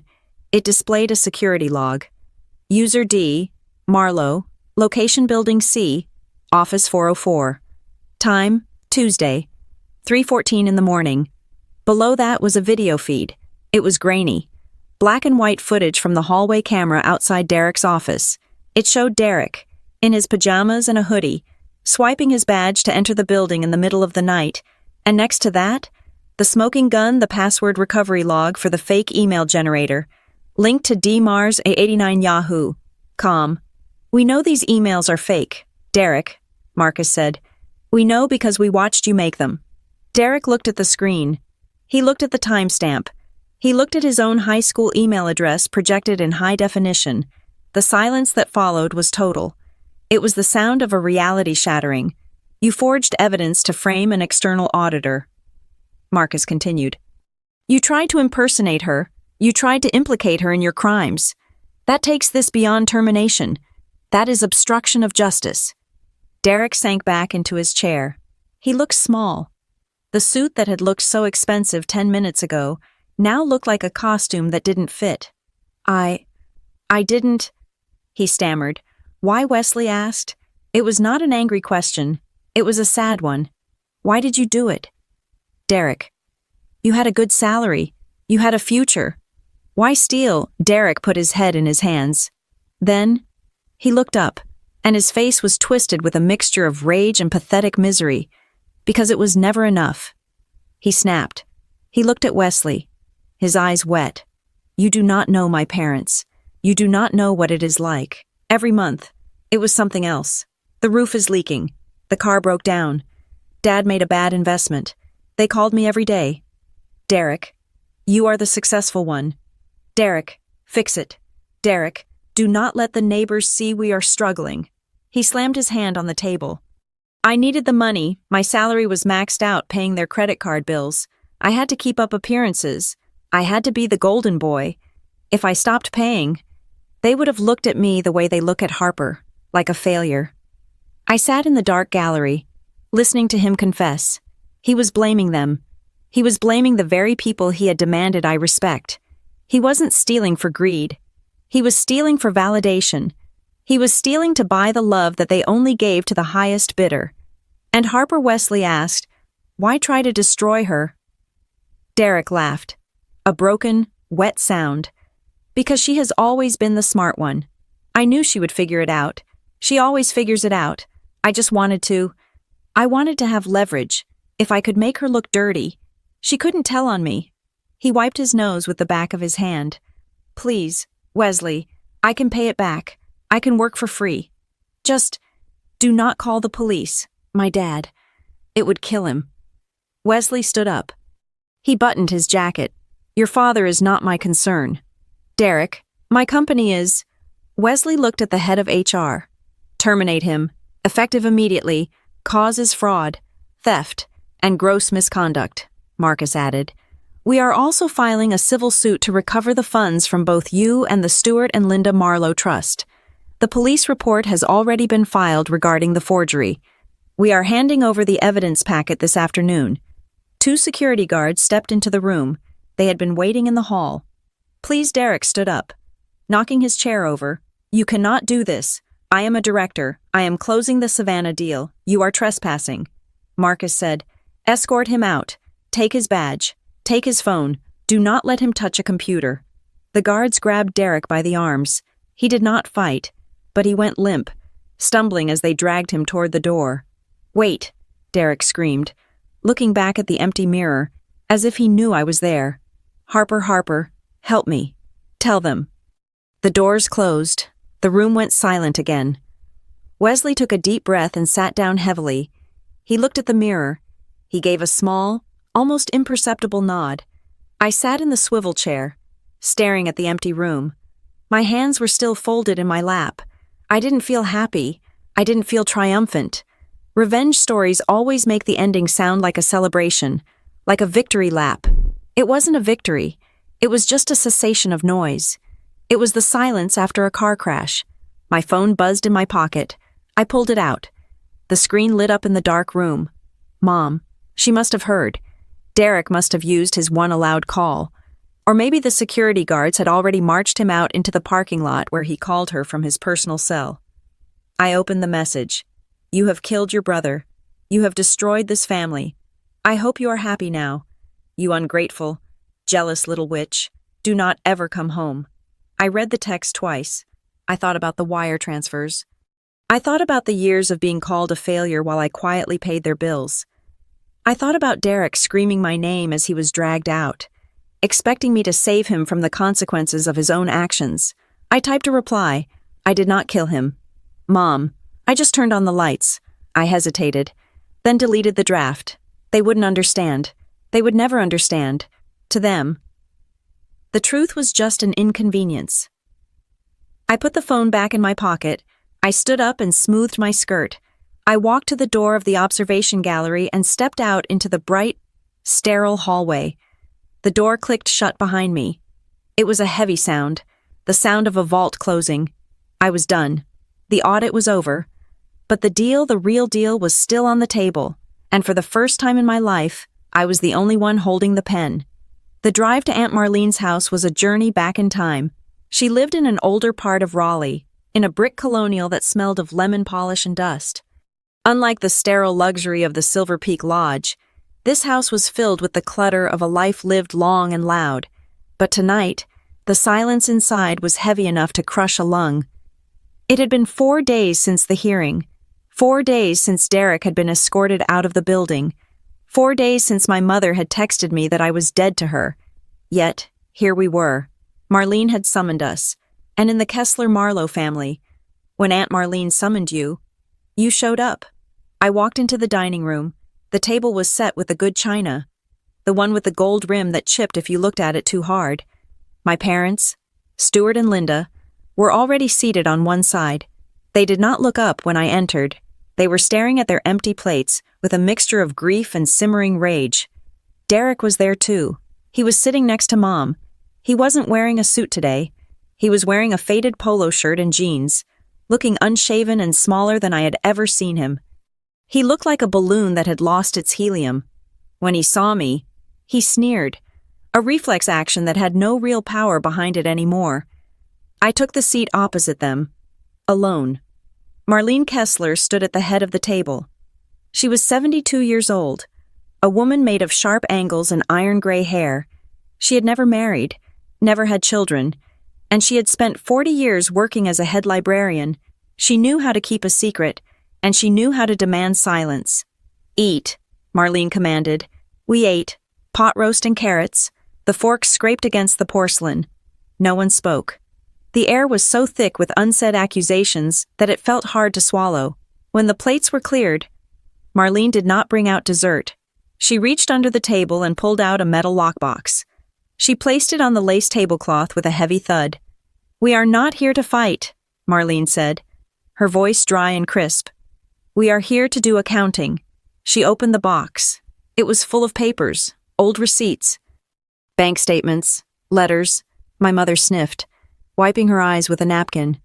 "Marlene, please, we are going through enough. Derek has lost everything. Harper has humiliated us. Do we really need to dig up the past?" Marlene ignored her. She picked up a stack of papers clipped together. 3 years ago," Marlene said, looking at me, "I was diagnosed with stage 4 ovarian cancer. The treatment was aggressive. My insurance capped out after the second round of chemo. The bills were piling up. I was preparing to sell this house to pay for the hospital stay. I kept my face impassive. I knew where this was going. Then," Marlene continued, The hospital administrator called me. She said an anonymous donor had covered the balance. $82,000.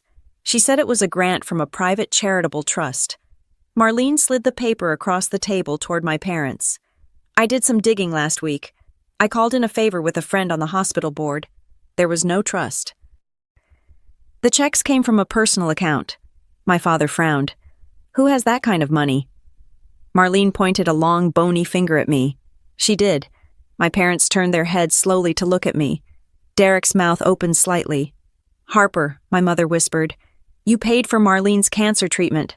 I took a sip of water. She needed it. I had it. It was not a debate. Why didn't you tell us, my father asked, his voice suspicious. Why hide it? Because I knew you would ask for a loan if you knew I had it. I thought, but I said nothing. Marlene pulled out another document. Caleb, she said, my cousin Caleb, who had been sitting quietly at the far end of the table, looked up. He was a good man, a landscaper who worked with his hands. 2 years ago, your equipment was stolen. Marlene said, you were going to go bankrupt. You applied for a loan and got denied. Then, suddenly, a private investor stepped in. Interest-free. No repayment schedule until you were profitable.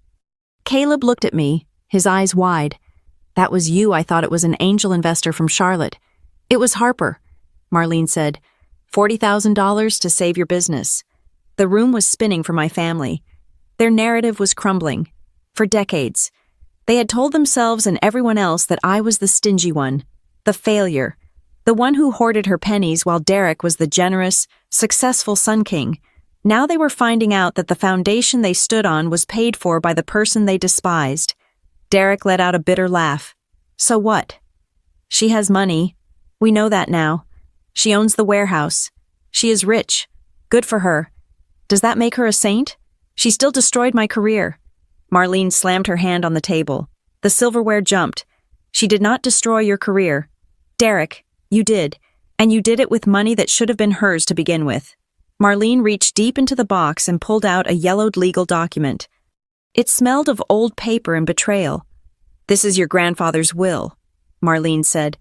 My father stiffened. Marlene, put that away. That is ancient history. It is relevant history. Marlene snapped. She opened the document. Dad left a specific education and business trust for his grandchildren. She read, $100,000 for Derek, $100,000 for Harper, to be accessed upon their 18th birthdays or for the purpose of starting a career. She looked at me. Harper, did you ever receive your $100,000? I shook my head. No. When I turned 18, Dad told me there was no money. He said Grandpa lost it all in bad stocks before he died. I went to college on student loans. I worked 3 jobs. Marlene turned her gaze to my father. It was a look of pure disgust, but there was money, wasn't there? Stuart, my father's face turned a mottled red. He crossed his arms. We had to make a decision, he said, his voice defensive. Derek got into that private university. The tuition was astronomical. We could not afford it. So you took Harper's share, Marlene said. You forged her signature on the release form. I have the copy right here. And you liquidated her trust to pay for Derek's fraternity dues and his study abroad trip to Italy. My mother cried out. We did it for the family. Derek had potential. He was going to be a leader. Harper was just going to be a worker. We invested in the child who could give us the best return. It was a business decision. The room went dead silent. A business decision. They had looked at their 2 children and decided one was a stock worth buying and the other was an asset to be liquidated. I felt a sharp pain in my chest, but it wasn't a new pain. It was just the old ache, finally given a name. So I paid for my own college, I said softly, and I paid for Derek's college, and I paid for Marlene's cancer, and I paid for Caleb's trucks. And you paid for this house, Marlene added. She dropped the final piece of paper onto the pile. 6 years ago, Stuart, you made a bad gamble on that real estate development in Florida. You lost everything. The bank sent a foreclosure notice for this house.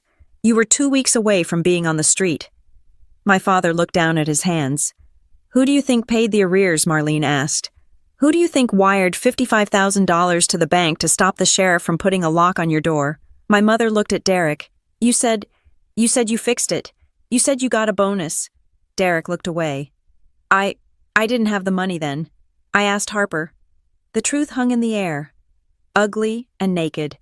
Derek had taken the credit. Again, I had saved them from homelessness, and they had thanked him, and he had let them. And you still treat her like garbage, Marlene said, her voice trembling with fury. You sit here, in the house she saved, eating food she could buy and sell 10 times over, and you call her a traitor because she finally stopped you from stealing from her. Derek slammed his fist on the table. She is fine. Look at her. She is successful. She didn't need that money. I needed it. I needed the start. Why is she so greedy? She has everything, and she still wants to count every penny from 20 years ago. He looked at me with pure hatred. You could have just signed the warehouse over. Harper, you could have just let me have this one thing. But no, you had to be right. You had to win. I stood up. The chair legs scraped against the hardwood floor. I looked at my father, who wouldn't meet my eyes. I looked at my mother, who was still crying. But now I saw the tears for what they were, manipulation. I do not want your money. I said, I do not want an apology. I do not even want you to like me. I placed my hands on the table. I just want you to stop using my name as your wallet. I want you to stop pretending that my sacrifice is your success. I looked at Derek, and for the record, Derek, I did not survive because of your potential. I survived in spite of it. I turned to leave. Wait, Marlene said. She reached into the box one last time. She pulled out a fresh legal document. It was thick and bound in a blue cover. I am the executor of your grandfather's estate, Marlene said. I technically still have power over the distribution errors if fraud can be proven. She looked at my father. Stuart, what you did was criminal fraud.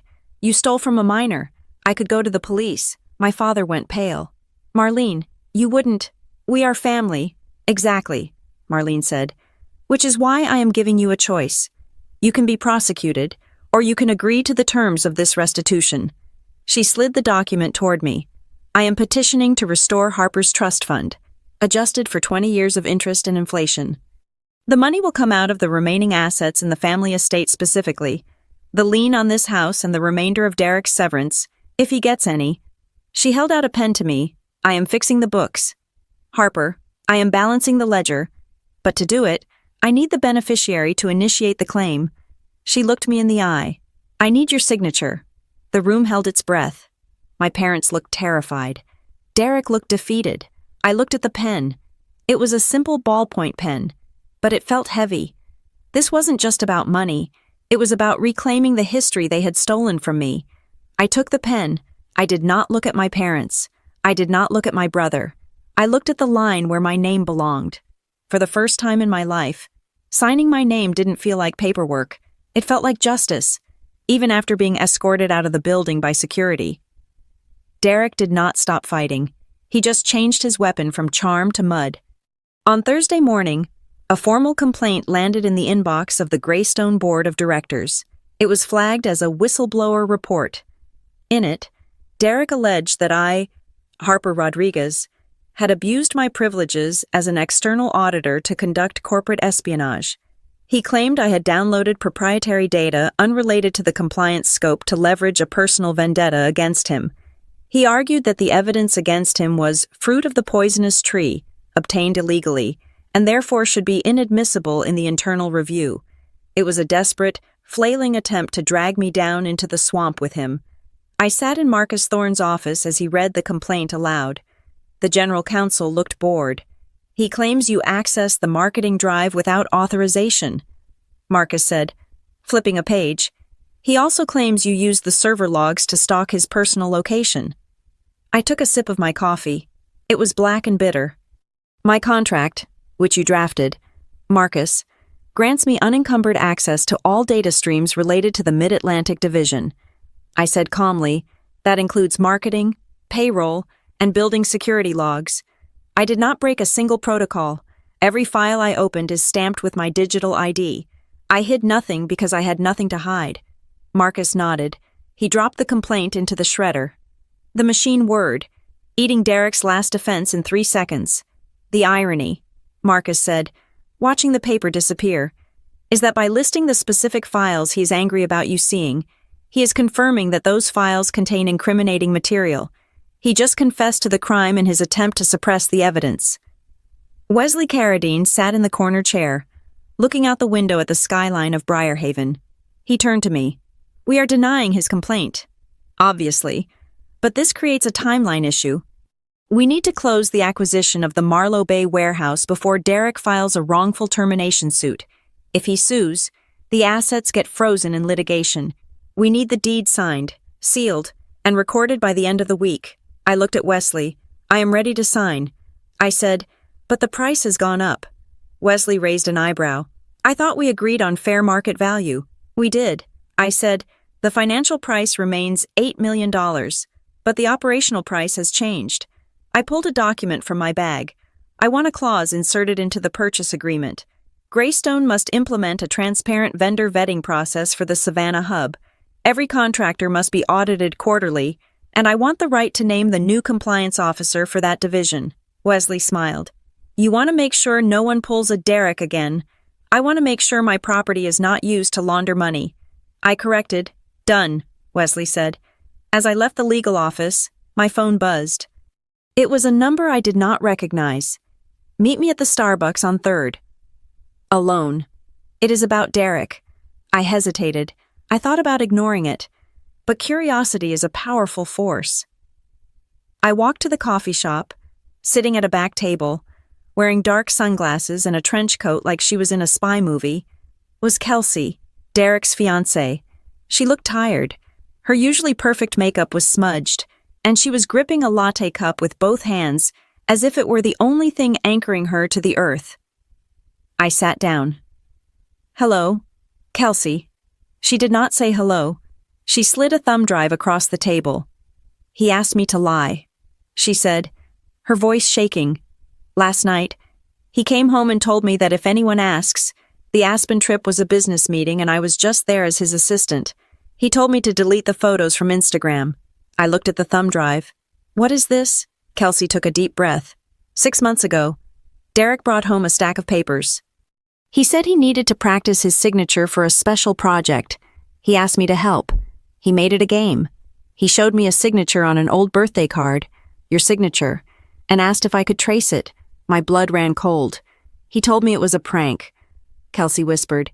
He said you guys played jokes on each other all the time. I traced it on a few blank pages.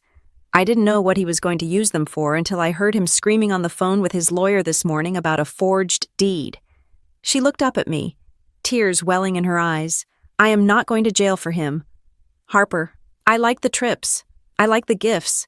I didn't ask where the money came from, and that makes me stupid. I know, but I am not a criminal. She pushed the drive closer. There are emails on there. Him sending me the scan of your signature. Him asking me to make it look authentic. It proves he premeditated the forgery. I took the drive. It was the final nail. With this, Derek wasn't just facing civil liability. He was facing prison time. Thank you, Kelsey, I said. She stood up, pulling her coat tight. He told me I was the love of his life, she said bitterly. But when the ship started sinking, he tried to use me as a life raft. You are lucky. Harper, you got away from him a long time ago. I watched her leave. I did not feel lucky. I felt tired. I went back to the office and found Ethan Cole waiting by the elevator. He looked different. He was standing taller. His tie was straight, and he was holding a box of personal items. Moving out, I asked.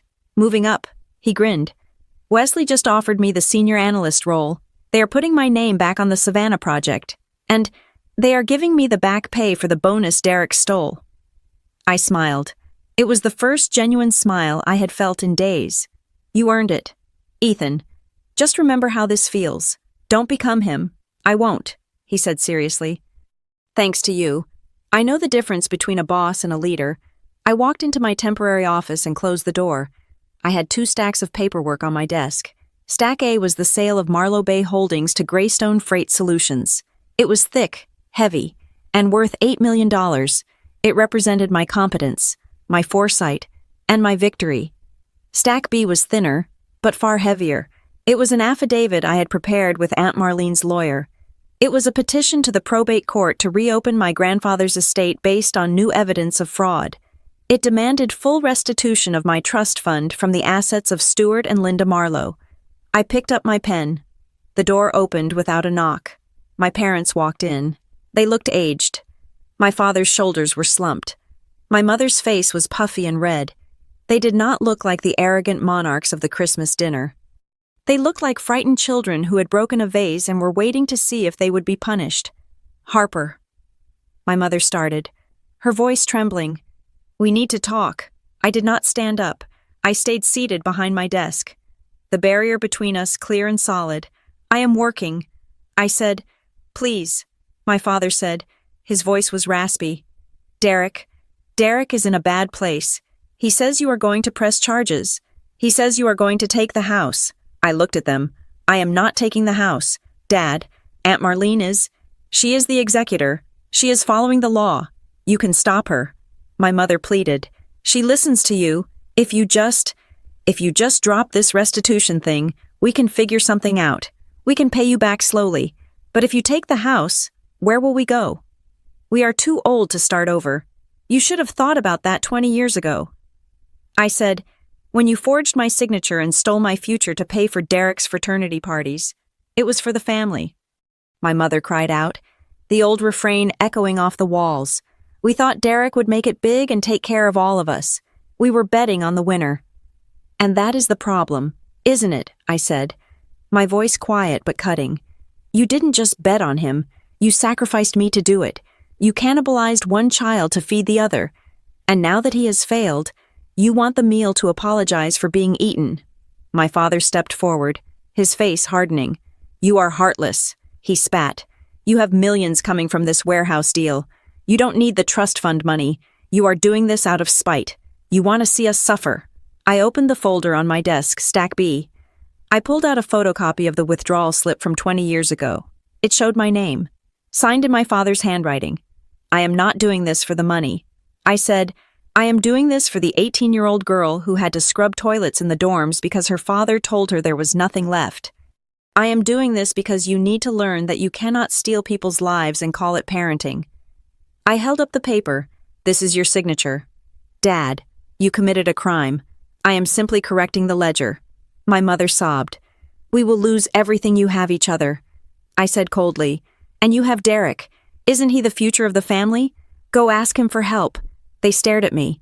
They realized, finally, that the emotional currency they had used to control me for decades, guilt, obligation, shame was worthless here. I had devalued their currency to zero. "Get out of my office," I said. They left. They walked out slowly, dragging their feet, looking small and defeated. I did not feel guilty. I felt light. I worked until 8 in the evening. The office emptied out. The cleaning crew came and went. I packed up my bag. I had the signed documents in my briefcase. The deal was ready to close. I walked out to the parking garage. It was raining again, a cold, sleeting rain that stung the skin. The concrete structure was dim and echoing. My footsteps sounded loud in the emptiness. I reached my car and unlocked the door. "Harper." The voice came from the shadows between a concrete pillar and a parked SUV. Derek stepped out. He looked like a ghost. His eyes were wild, rimmed with dark circles. He was wearing the same clothes from the day before, now wrinkled and damp. He looked nothing like the executive who had held court at the Silver Peak Lodge. I gripped my keys, the metal biting into my palm. "Go home." "Derek, I don't have a home." He laughed, a jagged sound. "Kelsey kicked me out. She gave the ring back. She told me she talked to you." He took a step toward me. "You took everything. Harper, you took my job. You took my girl. You took my money. You took my parents' house. Are you happy?" Is this what you wanted to be the winner? I did not back away. I stood my ground. I didn't take anything. "Derek, you lost it. You gambled it. You stole it.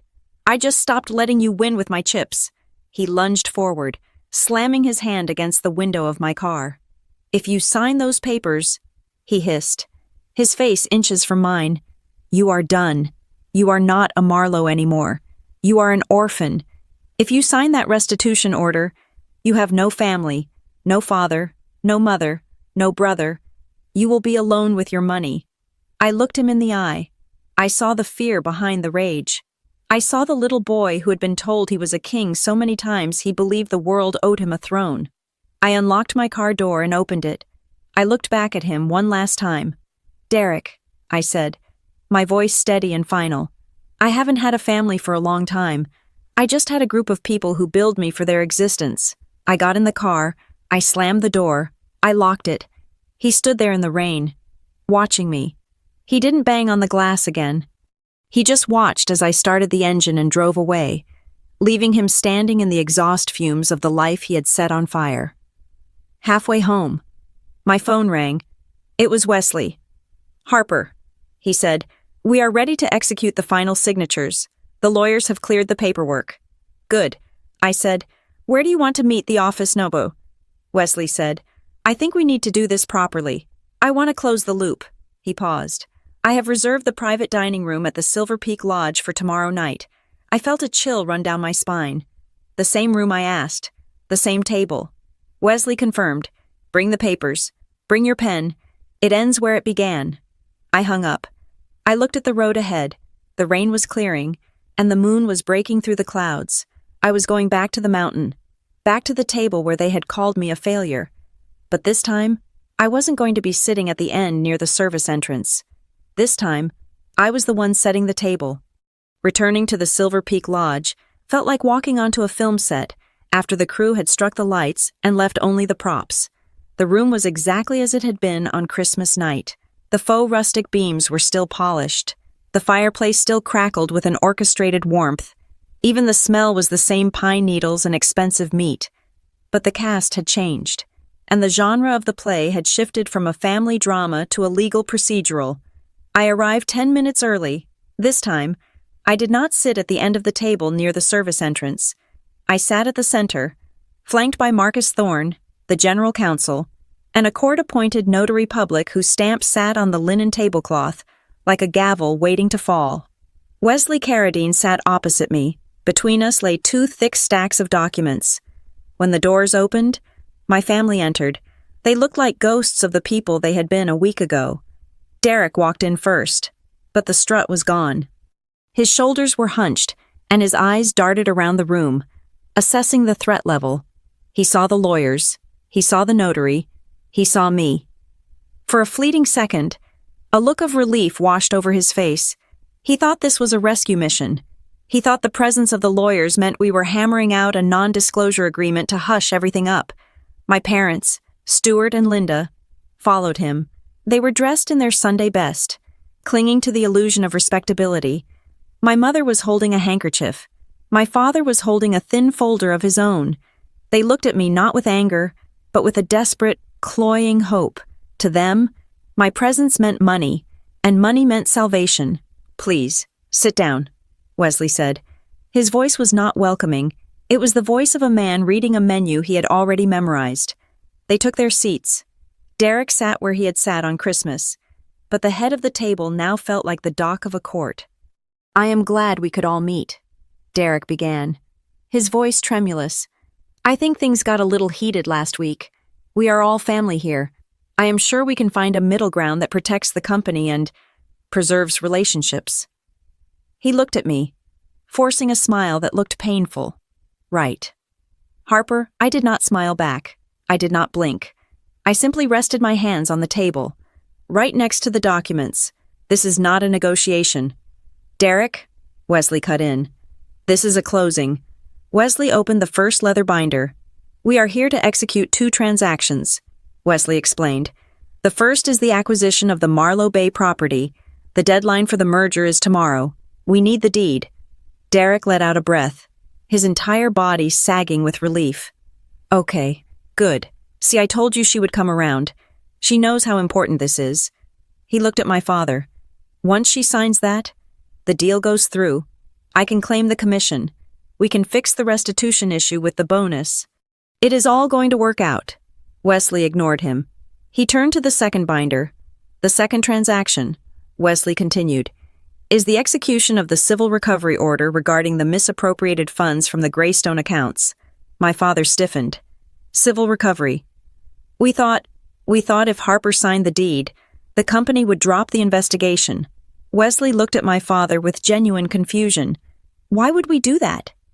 You stole $48,000 from us. But it is in the family, my mother cried out. Harper is the owner. If she signs the deal, she is technically the partner. She can waive the debt. She can tell you to let it go. She looked at me, her eyes pleading. Harper, tell him. Tell him it is water under the bridge. You are going to be rich after this signature. You do not need to count pennies. I looked at the woman who had birthed me. Even now, facing legal ruin, her only strategy was to volunteer my resources to cover her mistakes. I am not the partner yet, I said, my voice calm and low. And even if I were, I do not subsidize theft. Wesley leaned forward. He placed a single sheet of paper in the center of the table. It was a flowchart. It showed the wire transfers from Apex Logistics, the shell company Derek created, going into the Stuart and Linda Marlowe Joint Trust. But then, it showed something else. It showed transfers leaving that trust and going to a luxury car dealership, a travel agency, and a high-end contractor who had renovated their kitchen. We finished the forensic audit this morning. Wesley said, we found the vendor connection. You did not just receive the money, you spent it. You knew exactly where it was coming from because the memo lines on the transfers were labeled consulting fee. Derek. My father went pale. He told us it was a bonus, he stammered. He said he structured it that way for tax purposes. Ignorance is not a defense when you are laundering money, Marcus Thorne said from beside me. The circle is closed. We have the chain of custody. Derek slammed his hand on the table. You cannot do this, he shouted at Wesley. You are only doing this because of her.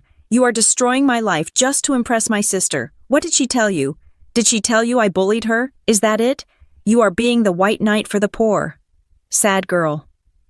Wesley looked at Derek with cold, pitying eyes. No, Derek, I'm not doing this for her. I am doing this for the shareholders. He pointed a finger at me. I am doing this because she is the only person at this table who understands that a signature actually means something. She is the only one I trust to hold the pen. My mother reached into her purse. She pulled out the document my father had been holding. She slid it across the table toward me. It skidded on the linen and stopped near my hand. Harper, look, she said, her voice shaking. We prepared this. It is a family agreement. If you sign this, it says that we forgive you for the stress you caused. It says we acknowledge you helped us, and in exchange, you agree to cover the restitution to the company out of your sale proceeds. I looked down at the paper. Family settlement and mutual forgiveness agreement. They wanted me to pay back the money they stole, and in return, they would forgive me for catching them. The audacity was so pure it was almost beautiful. I picked up the paper. I looked at it for exactly 1 second. Then, I slid it back. I do not need your forgiveness, I said, and I do not sign papers that cover up crimes. Derek looked at the rejected paper, then at me. You are going to let them take the house, he hissed. You are going to let them sue Mom and Dad. I am not letting them do anything. I said, you did this? You spent the money. You signed the fake invoices. I turned to Wesley. I am ready to sign the first packet. Wesley slid the heavy document toward me. Asset Purchase Agreement. Marlowe Bay Holdings. I flipped to the back page. I picked up the heavy fountain pen. It felt cool and solid in my hand. Wait, Derek yelled. He stood up, reaching for the document. The security guard in the corner took a step forward. Derek froze. If you sign that, Derek said, his voice cracking, you are helping the company that fired me. You are siding with the enemy. I looked up at him. I am not siding with anyone. Derek, I am closing a business deal. I looked at the terms, $8 million. But more importantly, the clause I had inserted, Independent Oversight Authority, I signed my name, Harper Rodriguez. The ink was dark and permanent. With that signature, I was no longer the failure. I was the strategic partner. I was the one who had saved the merger. I was the one who controlled the road they needed to drive on. I handed the document to the notary. He stamped it. Clack, clack. The sound echoed like a gunshot. Now the second packet, Wesley said. He slid the other stack toward me. This one was bound in blue legal covers. Affidavit of restitution and estate recovery. My parents gasped. That is the trust fund paperwork, my father whispered. Marlene said, "She said you wouldn't sign it. She said you wouldn't do that to us." Marlene was standing by the door. I hadn't looked at her until now. She nodded at me. I flipped the document open. It detailed the amount my parents had stolen from my education fund 20 years ago. It calculated the interest. It listed the assets to be seized to repay it the lien on their house, their retirement accounts, and any liquid cash remaining in the trust. "Harper, please," my mother sobbed. "We will be destitute. We are your parents. You should have thought about that when you robbed an 18-year-old girl to pay for a fraternity party." I said. I looked at the signature line. This wasn't just about the money. This was about the truth. For 20 years, they had told me I was worth less. They had told me I deserved less. They had monetized my inferiority to subsidize Derek's superiority. Signing this paper was not an act of revenge. It was an act of correction. It was balancing the books. Derek leaned over the table.